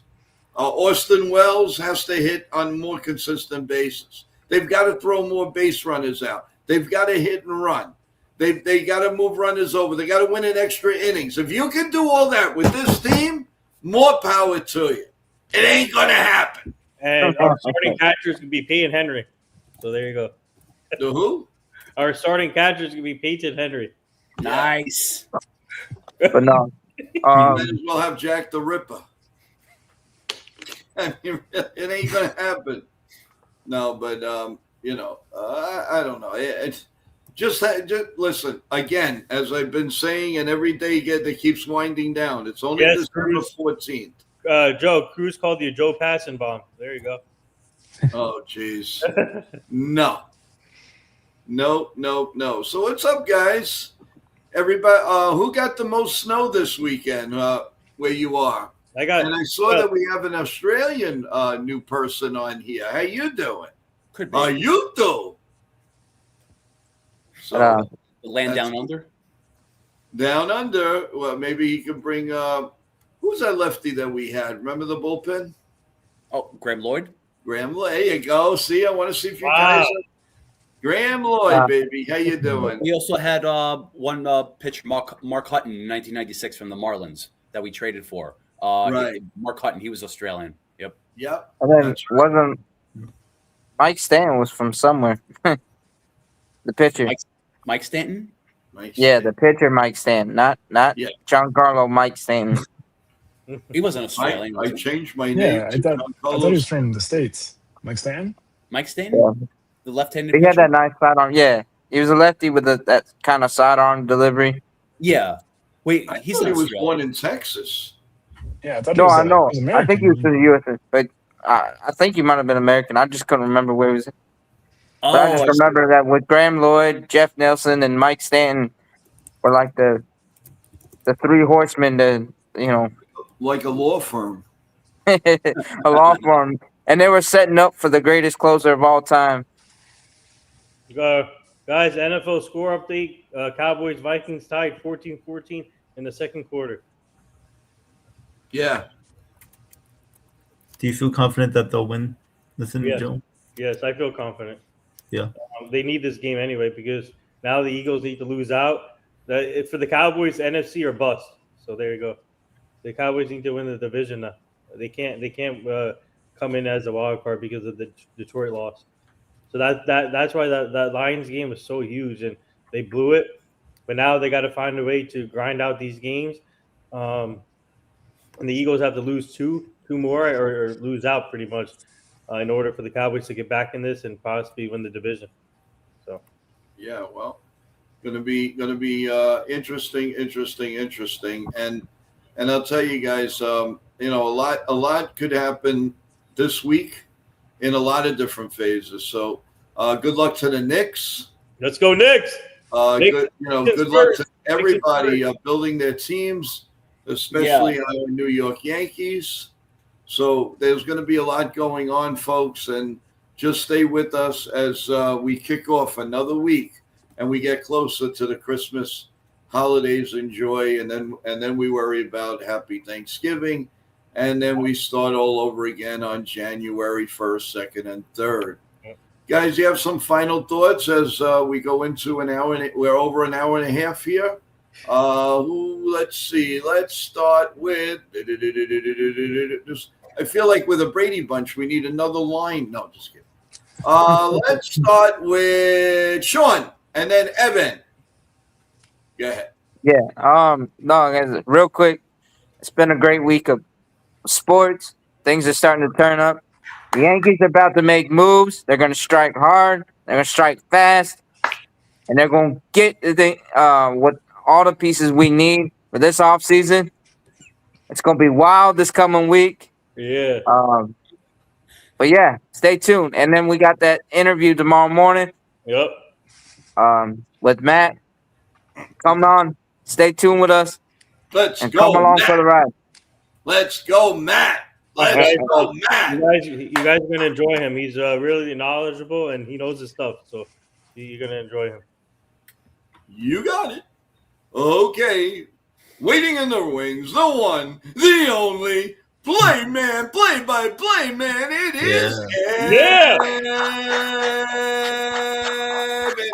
Yeah, I like it. Raising All the right. roof. Yeah. We need the Yankees to make more moves. That's what we need to happen. Like, we can't just go into the season like we are now. Rosario, good move. I like it. Yeah. Can't be the only one. You have to sign Imai or King. I don't think they'll sign Tucker. I just don't see it happening. So re-sign Bellinger, trade for someone, get more depth. And I heard also that Volpe might, miss a little bit more time than we expect, especially if he's playing every single day. That's why I think it's important to either get another shortstop or have Caballero play, everyday reps. I think that's important. You can also play Rosario at shortstop too, as well as Cabrera, so you have options there. Don't just limit yourself to one thing. Be open to more, and move players around. That's what we should be doing, and build yourself a roster that you can be comfortable with to start the season. And I'm excited to see what they'll do.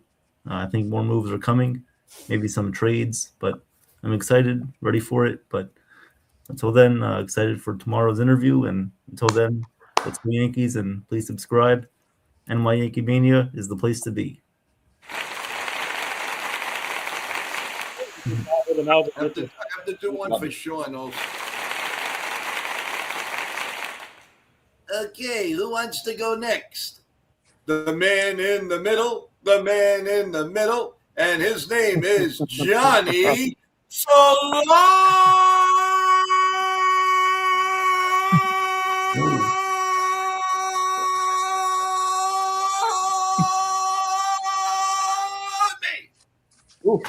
That's so red. Yeah. It's on you. Hey, I man. should get an applause for that. Yeah. Thank you very much. Thank you. Barry Horowitz. Yeah. Well, is it going to be another quiet week of Super nothing? chat. Got a super chat, $5 super chat from John. Oh, What? Who? John. Oh, John. Oh, John O'Neill, my guy. thank you. Thank you. so Thank you. much. Thank I you. really brother. Thank you, appreciate brother. that. Oh my That's God! awesome. Thank you, John. That's really nice of you, man. You're the best. I really appreciate it. Happy holidays to you and your family. We really, really can't thank you guys enough, everyone. Very, very generous of you guys. And we don't expect anything. We just expect. We want love. We want you to be happy. That's the main thing. And I won't stop until you all are satisfied and really happy with this. So thank you so much, John, for that. Really appreciate that. And God bless you and God bless your family always for the holidays. Thank you. Thank Okay. you, John. Thank you, brother. Yep. And oh yeah, wait a minute. I forgot all about it. You have to go. There you go.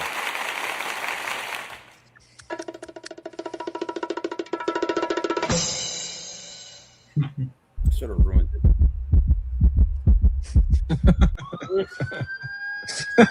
Honey, I think you were up.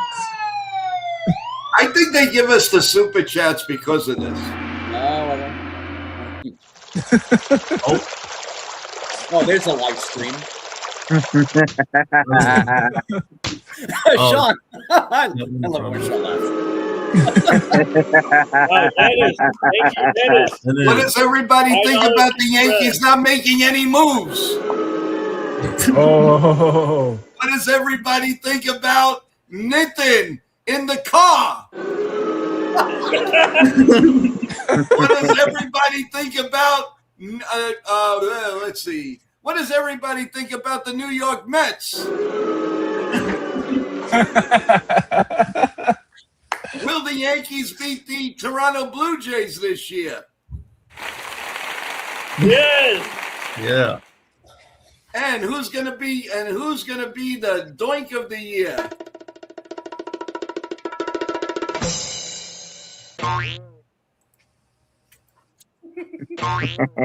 The doink of the year on the New York Yankees, guys.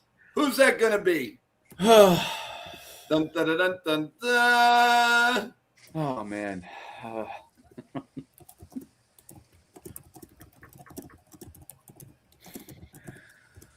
Oh, I'm still waiting.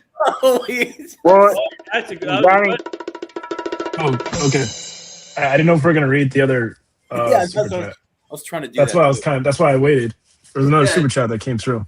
Yeah, Dennis. That is $5. Dennis, Dennis thank is you. the man. Thank you. Yeah, Dennis came with a super Dennis, chat. Dennis is the man. Oh my God! Can I get an update on some clubbing with Samoans one last night? That was one heck of a stable. Oh, Dennis, did you like my play-by-play? Oh man. Did you like my play-by-play last night, Dennis? Thank you for the super chat. Well, you know what we got to do. I'm telling you, they do this for this.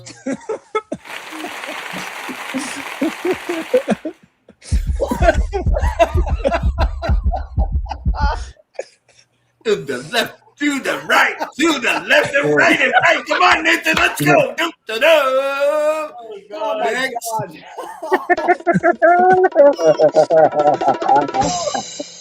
Then Dennis is gonna come with the our what are we doing here? What are you calling that again? That's crazy. What are we doing with Dennis? We're in a fantasy league. Oh, Lord. Woo! Oh man. All right. Okay. I want to have a heart attack.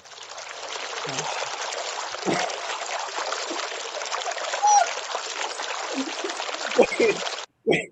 All right. Let's. Everybody, do you think that John Cena's match was good yesterday? Well, he should have won. We have to address Dennis. One more thing. Yes. Yes. I would Thank you. I would love to hear how Johnny Salami's night went with his friends. That was a good one. That got me. That was a good one, bro. Yeah. I feel like there's something more to this. Oh, that's hilarious. Oh, okay. Yes, I surround myself with Samoans to feel safe. That's what I do when I go out because I like to have fun and also feel safe at the same time. No, no, those are a good group of guys, man. Good friends. We had fun. We had fun last night. We were out there till we got back up to Connecticut. I want to say like around like 11 in the morning. So we're out all overnight. Yeah, it was good times. We had fun. We got food. Got a few drinks. Met a few people. So yeah, it was fun. It was a good night, and it snowed too, so it made it pretty awesome too. Going out, you know, No sleep, walk around the snow. No sleep. Huh? Oh no, I got sleep once I came back up here. So, but Ooh. I'll segue into my final thoughts. Yeah. So basically, another week's upon us. Will something happen with the Yankees, or are we going to be anxious? Are we going to be nervous? Are we going to have questions? You know, what's going to happen, or it's just going to be all these stockpiling of minor league players, which I'm not against. I don't oppose. I support that. But I'm really now ready for an impact. And I think all of us are. As the days go on, more concerns come up. But at the same time, all the players that we've been linked to possibly signing have not moved yet. So that's one thing not to stress about. Yeah. So I'm hoping this week something does happen. You know, something we could put under the Yankee Christmas tree. A couple of good signings. Multiple will be awesome. But let's see what happens. Let's go Yankees. Guys, I just got a note here. Our new star coming up on YankeeMania, singer-entertainer Maria Venuto has just said hello to everybody, and she's hoping everybody is safe, Hi, warm, Maria. and be careful Hi, Maria. to work and school and everything tomorrow. So thank you, Maria, and husband Sal. What wonderful people. And thank you so much. We're so looking forward to you joining our family. Thank you. So I just wanted to get that out, guys. And I gotta hop off. Oh. Well, what happens if I say no? That's true. You can No, never So you leave. gonna come to work with me? No, that is out of the question. No. Thank you, Sean. Thank you, Please Sean. be careful. Sean, take care. And you have a wonderful night. See you tomorrow. All right. See you Yeah. tomorrow See you tomorrow. morning.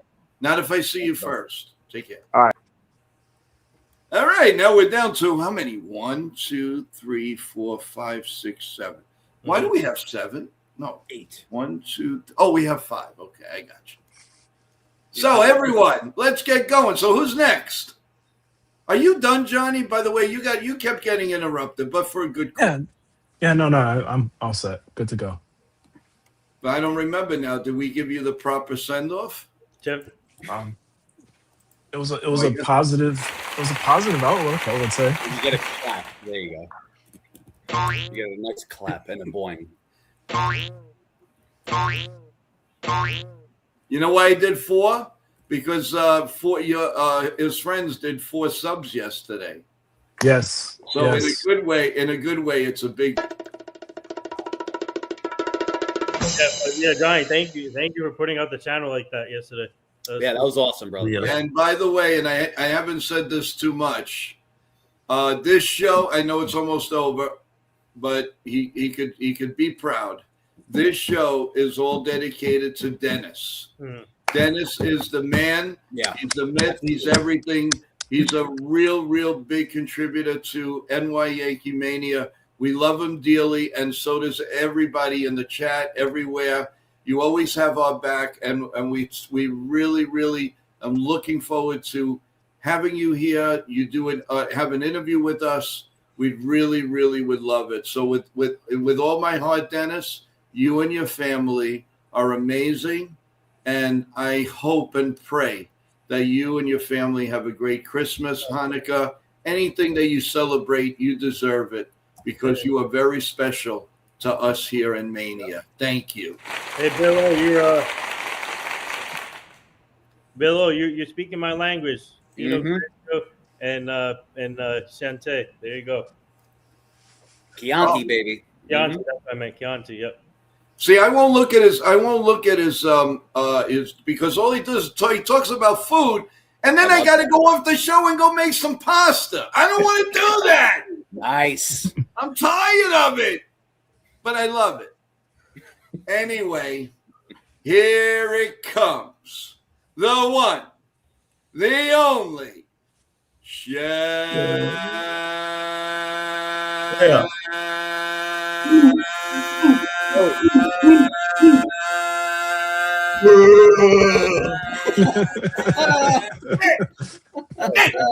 Nick. Let's go, Nick. All right. Beautiful. All right, Joe. All right. Oh, just want to point out Billow's comment before I make this comment. Yes, opening another bottle of Pinot Grigio and a bottle of Chianti. So I'm always dreaming of a white Christmas, but if it runs out, you always have to go to the red, the wine, of course. So I want to bring up too with the Yankees. Don't want to be repetitive. We've said this before. Okay, like even before the winter meetings and even during, I feel something that's coming on. I feel like there's some big news that's coming on. It's and then it doesn't happen, and then we feel it again. I just don't know what to feel anymore. I feel tired. I feel numb. Lack of sleep. I don't know. I don't know what I feel. But like in terms of the Yankees, I'm just gonna stick to what's real and what's a rumor, and I'm just gonna separate it because rumors are exciting. They're nice. They're like, okay, that's great to hear.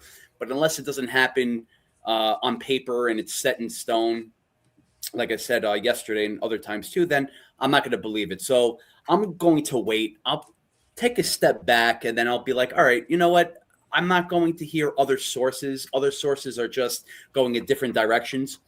And whatever direction they want to go to, whether it's clickbait, whether it's real, whether it's a hearsay or, whatever the case is, good for them. It's not good for me, not good for us. We just, we hear it just wherever, like from the Yes Network to Instagram, to X, to everything right now. So Until it's real, until it's happening, then I'm going to be gung ho for it, whatever the case is. Right now, what I said in the beginning with all the signings that we got, very minor. Put aside Tim Hill and Ryan Yarbrough and Ahmed Rosario and Grisham, however you feel about that with the qualifying offer. Look, it's just everything else. It's just Cashman's going the opposite direction where he should be. And I know, Joe, you mentioned this too. How do you feel about that? I don't know, because it's sort of like the other way around, where it's like right where even before pitchers and catchers report to spring training, they're always signing these reclamation projects or just dumpster diving. And it's just, and that's the normal thing to do, because you have your roster set, and then this is just like supplementing everyone that's just in case if they get injured. But now it's like they're doing that before they sign any free agents or even do any trades as well. And I don't know how to feel about that, because it's like every place in the Yankee organization and department is very weak right now, from the bullpen to the starting rotation, and just even all around. I don't know. I don't know how to feel about that. And I think it's good that they're doing that, but they should be doing that later on. These are not stocking stuffers. These are pretty much like I mentioned to Billo, these are like spoiled meat. These are expired chocolate bunnies that you recycled from Easter and you give to your kids next Christmas. This is where it's like, you want like the He-Man figurine during Christmas, but instead you get ripped and used underwear from the corner store. I don't know. It's whatever they're doing. They're it's not playing chess.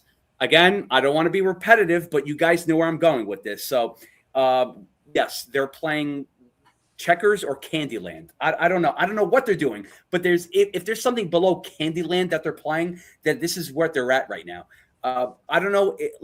Is there a big move going to happen next week? I don't know. We said this for the whole month.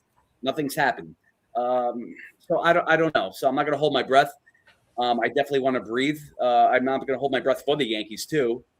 Definitely want to continue my life, but yeah. So I just putting it lightly. I just want to just end it at that, and then take it further the next time. So there's more content and there's no more repetitive business. But I want to thank everyone in the chat. I want to thank everyone in the NY Yankee community. You guys are the savages in the box. You guys are savages in the NY Yankee community. My co-host, my beautiful co-host, Sean, Johnny Salami, Evan, Nathan, Joe, George swinging for the fences. You guys are awesome. You will always be awesome. You guys are the savages. And even in the community too, I always said before, I said this a couple of times. You guys are my chef savages. Yes, you are. But you guys too. You guys are the savages of NY YankeeMania, but you guys are my chef savages. I don't want to say future chef savages, because we are the chefs of right now. Mm-hmm. And we're only growing. So let's keep it going, baby. We got this. Okay.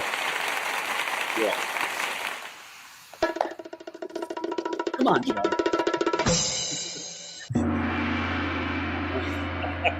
Oh, we can hear all of them. I know. You can say thank you to Ken. Thank you, Ken. Thank you, son, and his son too. John. Yeah, Thank you.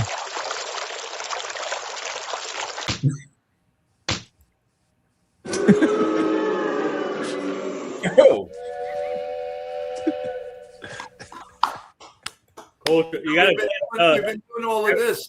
Did Nathan give his final thoughts? Not yet. Oh, okay. So bye, everybody. Wait.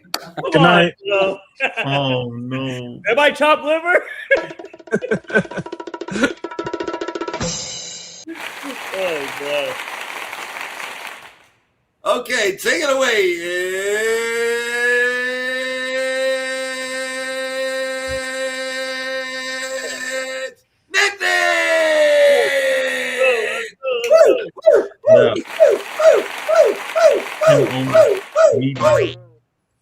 All right.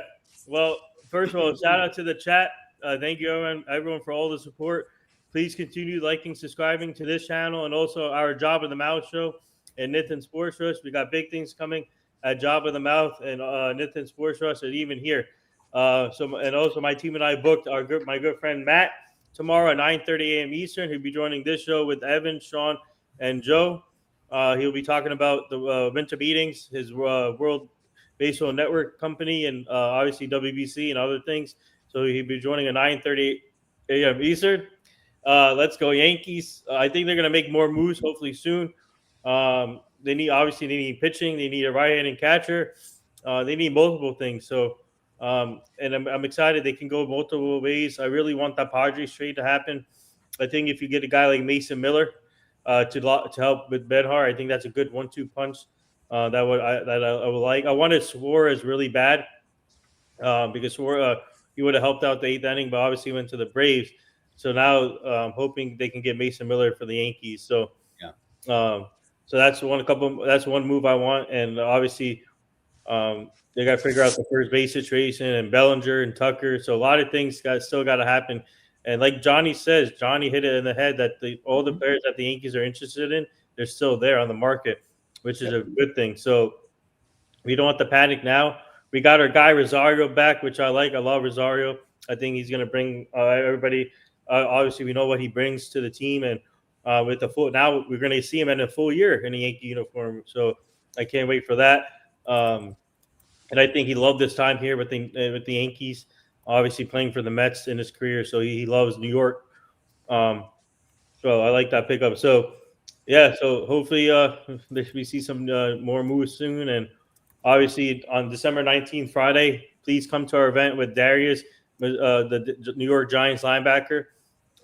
He's currently he gets some playing time. So, but we're gonna have him at Woodbridge Brewing Company December 19th, Friday. Please come out there.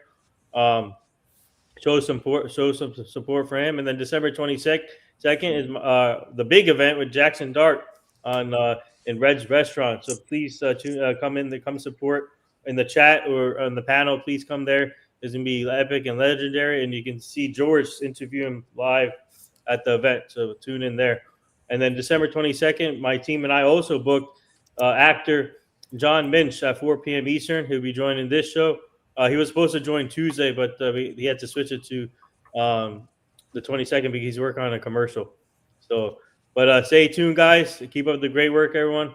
We love helping out you guys out too. And like I said, please show support. This show is growing, and also our Job in the Mouth show and Nathan Sports Rush. And great points from everyone tonight.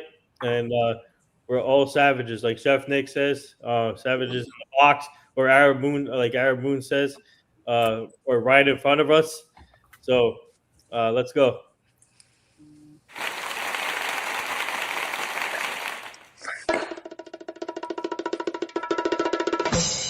Oh, Just like St. Nick's face when he does it.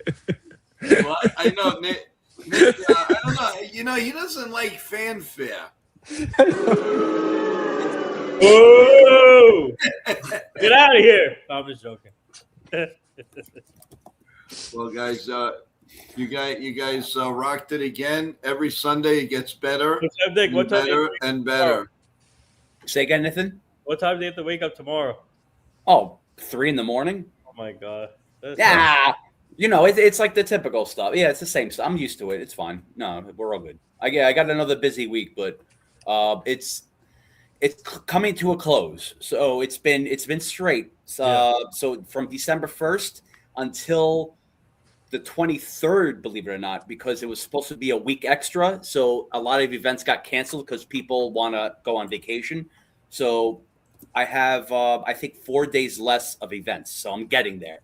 So, yeah. So I'm going to have a day off soon. So that's almost there, Chef. Almost there. Almost my there. First day off in a long time. It's going to be great. Yeah. We're going to have a big celebration with old Joe's sound effects on this channel. Yeah. We got to throw a party here. Yes. Totally. Doesn't have to cook anything. Do the boing. Do the boing. Do the boing. Evan, there's a question from Dennis for you. Take it away. No. We are not friends in real life. No, I've never met Travis. Are you family? No. No.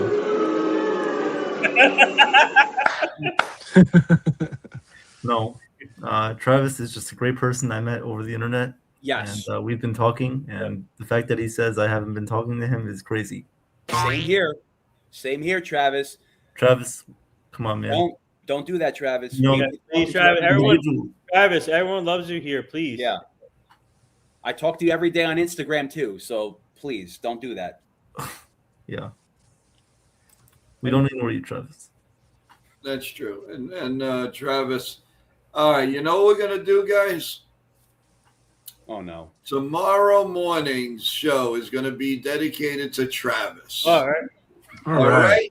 There you go. Travis, There you go, Travis. the show is dedicated to you tomorrow for being a loyal listener, a loyal viewer, and you speak your mind.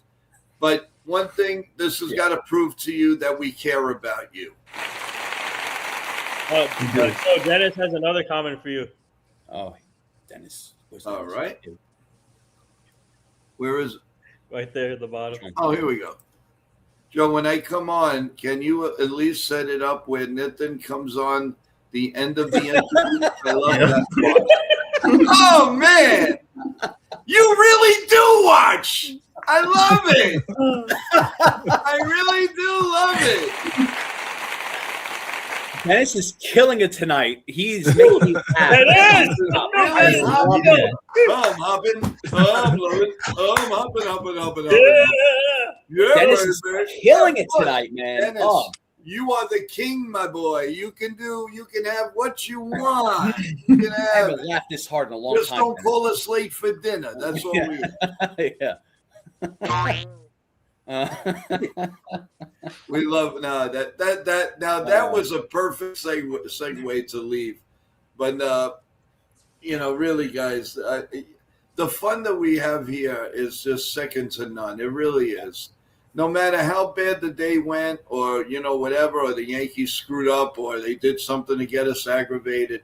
Thank God we always end up on a really good, fun note.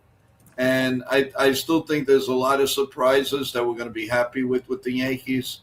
I just, you know me, when I get a premonition and I feel it, I really do. And Evan can tell you guys, if I feel something like that, trust me, some big news is coming. Right, Evan, my man, the play man? Oh, yeah. When you get that feeling, there's nothing that can stop it. And the good part of it is Yankee games are coming to the network. YankeeMania. Let's go, Yankees. Let's go.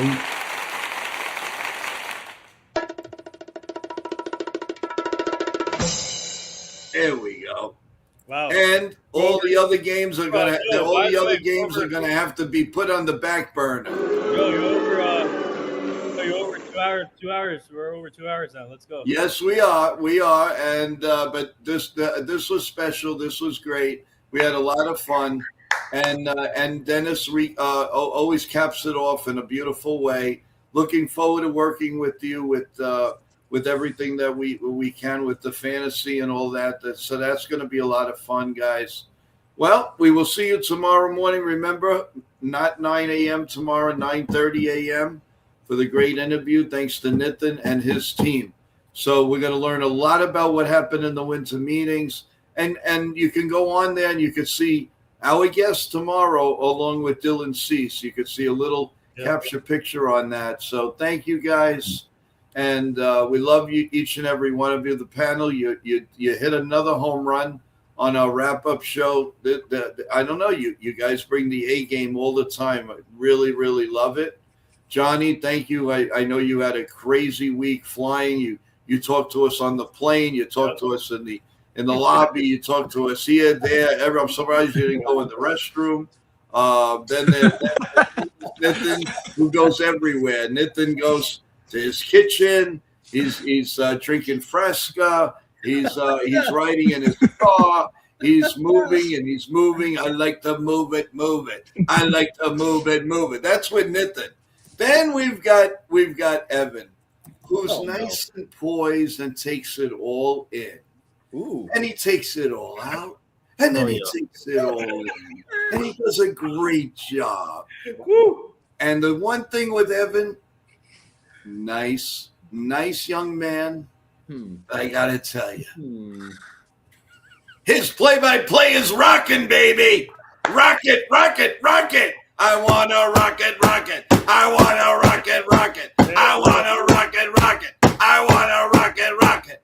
Now, there's one more guy that we have to address. And I wonder who that is. And here he is, the one, the only, the man that works. There's what, 1,000 hours in a week, and what does he work? 1,001 hours in a week. And how many chicken cutlet parmesans does he make? No, not that much. Well, No, do your monologue or epilogue, whatever you call it. just for that? You know, I dance with you, okay, Joe? I dance with you. Yeah, you did. I have to say What's up, that. T-Road? Fly me What's to up, the T-Road? moon. T-Road, my guy. Thank you, brother. Appreciate you. Thank you. T-Road's the best. T-Road's another one. But remember, tomorrow is Travis Day. Travis is going to be the dedicated show. We got to show some love to Travis. And I hope this is the way for you to understand that we love you here and we're always here for you. Yeah, I don't know about that. I want to just mention, Joe, you were going to say something about me, but you stopped. You like an epilogue. Oh, yeah. No, I know. You know, it's easy for me to get tracked. He's You know. not. You think he's chopped liver too? Yeah, He works 1,000 hours. There you go. But he finds time to be here, which is amazing. I love that. And he puts up with, are you coming on, Chef? Are Yeah. you coming on, Chef? Or you're not coming on? And, you know, do you really think he wants to hear that after he just worked 30 hours in the day? But you know what? I'm a pain in the butt. I can't help it. Well, you know, I mean, really. No, but the other words. My words to Chef Nick is we really, we can't thank you enough for everything. I mean, I know for 100% fact, and everybody else should know, this man is a worker. Everybody here, I got to say. Absolutely. Yeah, absolutely. But to put in the magic that this man does, and not only for a mania, but it's for you guys. And we love each and every one of you. We really do. And it starts with Nitin, Johnny, Chef Nick, Evan, George, and the rest of the crew. And you know, again, I want to salute everyone. And as I said, everybody, come and see our brand new show that's starting on Thursday at 8 p.m. I think you're really going to enjoy it. And guys, if you have girlfriends, girlfriends, and all, please come on, because I think you're really going to enjoy it. T-Road, to answer that question, I do know everyone pretty much because we have a connection through Fanatics, so that's why. That's it? Yeah, you ready, guys? Yep. All right, man. Thank you, Evan. Good luck in school this week. And Thank you. Good luck, brother. Your test and everything, Chef Nick. Just do what you can, man. Don't go crazy. Yeah, I'll try not to. You know, you need a little bit of energy too, you know, for yourself and your family. That'd be great. Johnny Salami, careful when everything you're going, wherever you go. And we're always thinking about you, Nitin. Can't say enough. Driving, especially in this weather, please be careful. Hey, guys, actually, I didn't go anywhere today, so there you go. Good. And if you're on the road tomorrow, please, you know, we love you on the show and everything, but, you know, please be aware of the roads tomorrow. Yeah, tonight might be my last day, so there you go. No, don't say that. No, God, you did not say that. So Jason said, guys, tell some jokes tonight, but I just want to leave you off with this joke. Did you know some guy the other day threw a gallon of milk on my head How Oh, dare he? What? Did you know a Oh, guy? I got it. Okay, good one. I'm going to tell Okay. Joe one more time. Did you guys know that the other day a guy he threw a gallon of milk on my head? oh my God. How dare he? Oh, come on, Joe. Come on. Oh, what's the joke? Oh Lord. Sorry, Chef. Never I don't mind. know. I- For once in my life, I am very speechless. I milk? don't have it anymore. Chef, like the milk is the joke. No, dairy. Oh, How dairy, dare he? Dairy. Oh, Oh!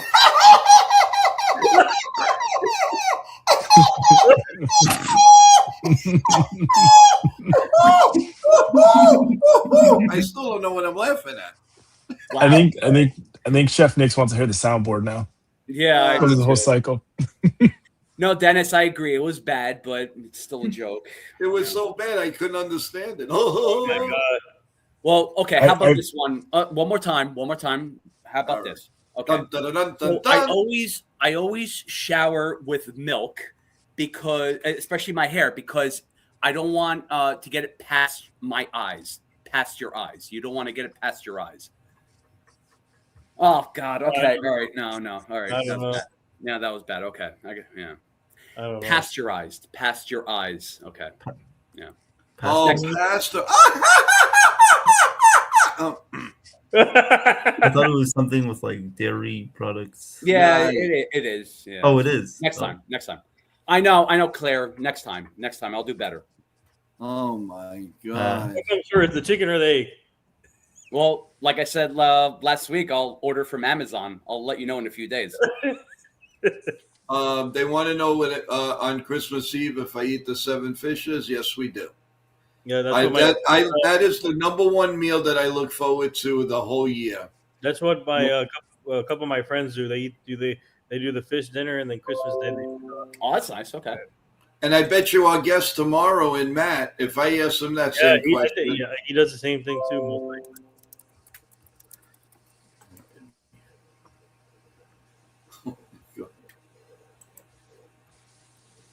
Are you there? What do you do? What's going on? I don't know. I don't know. It all of a Is that sudden, it news? just went off and came back on. You know, they have a mind of its own over here. Was that breaking Anyway. news? Or no? Breaking news.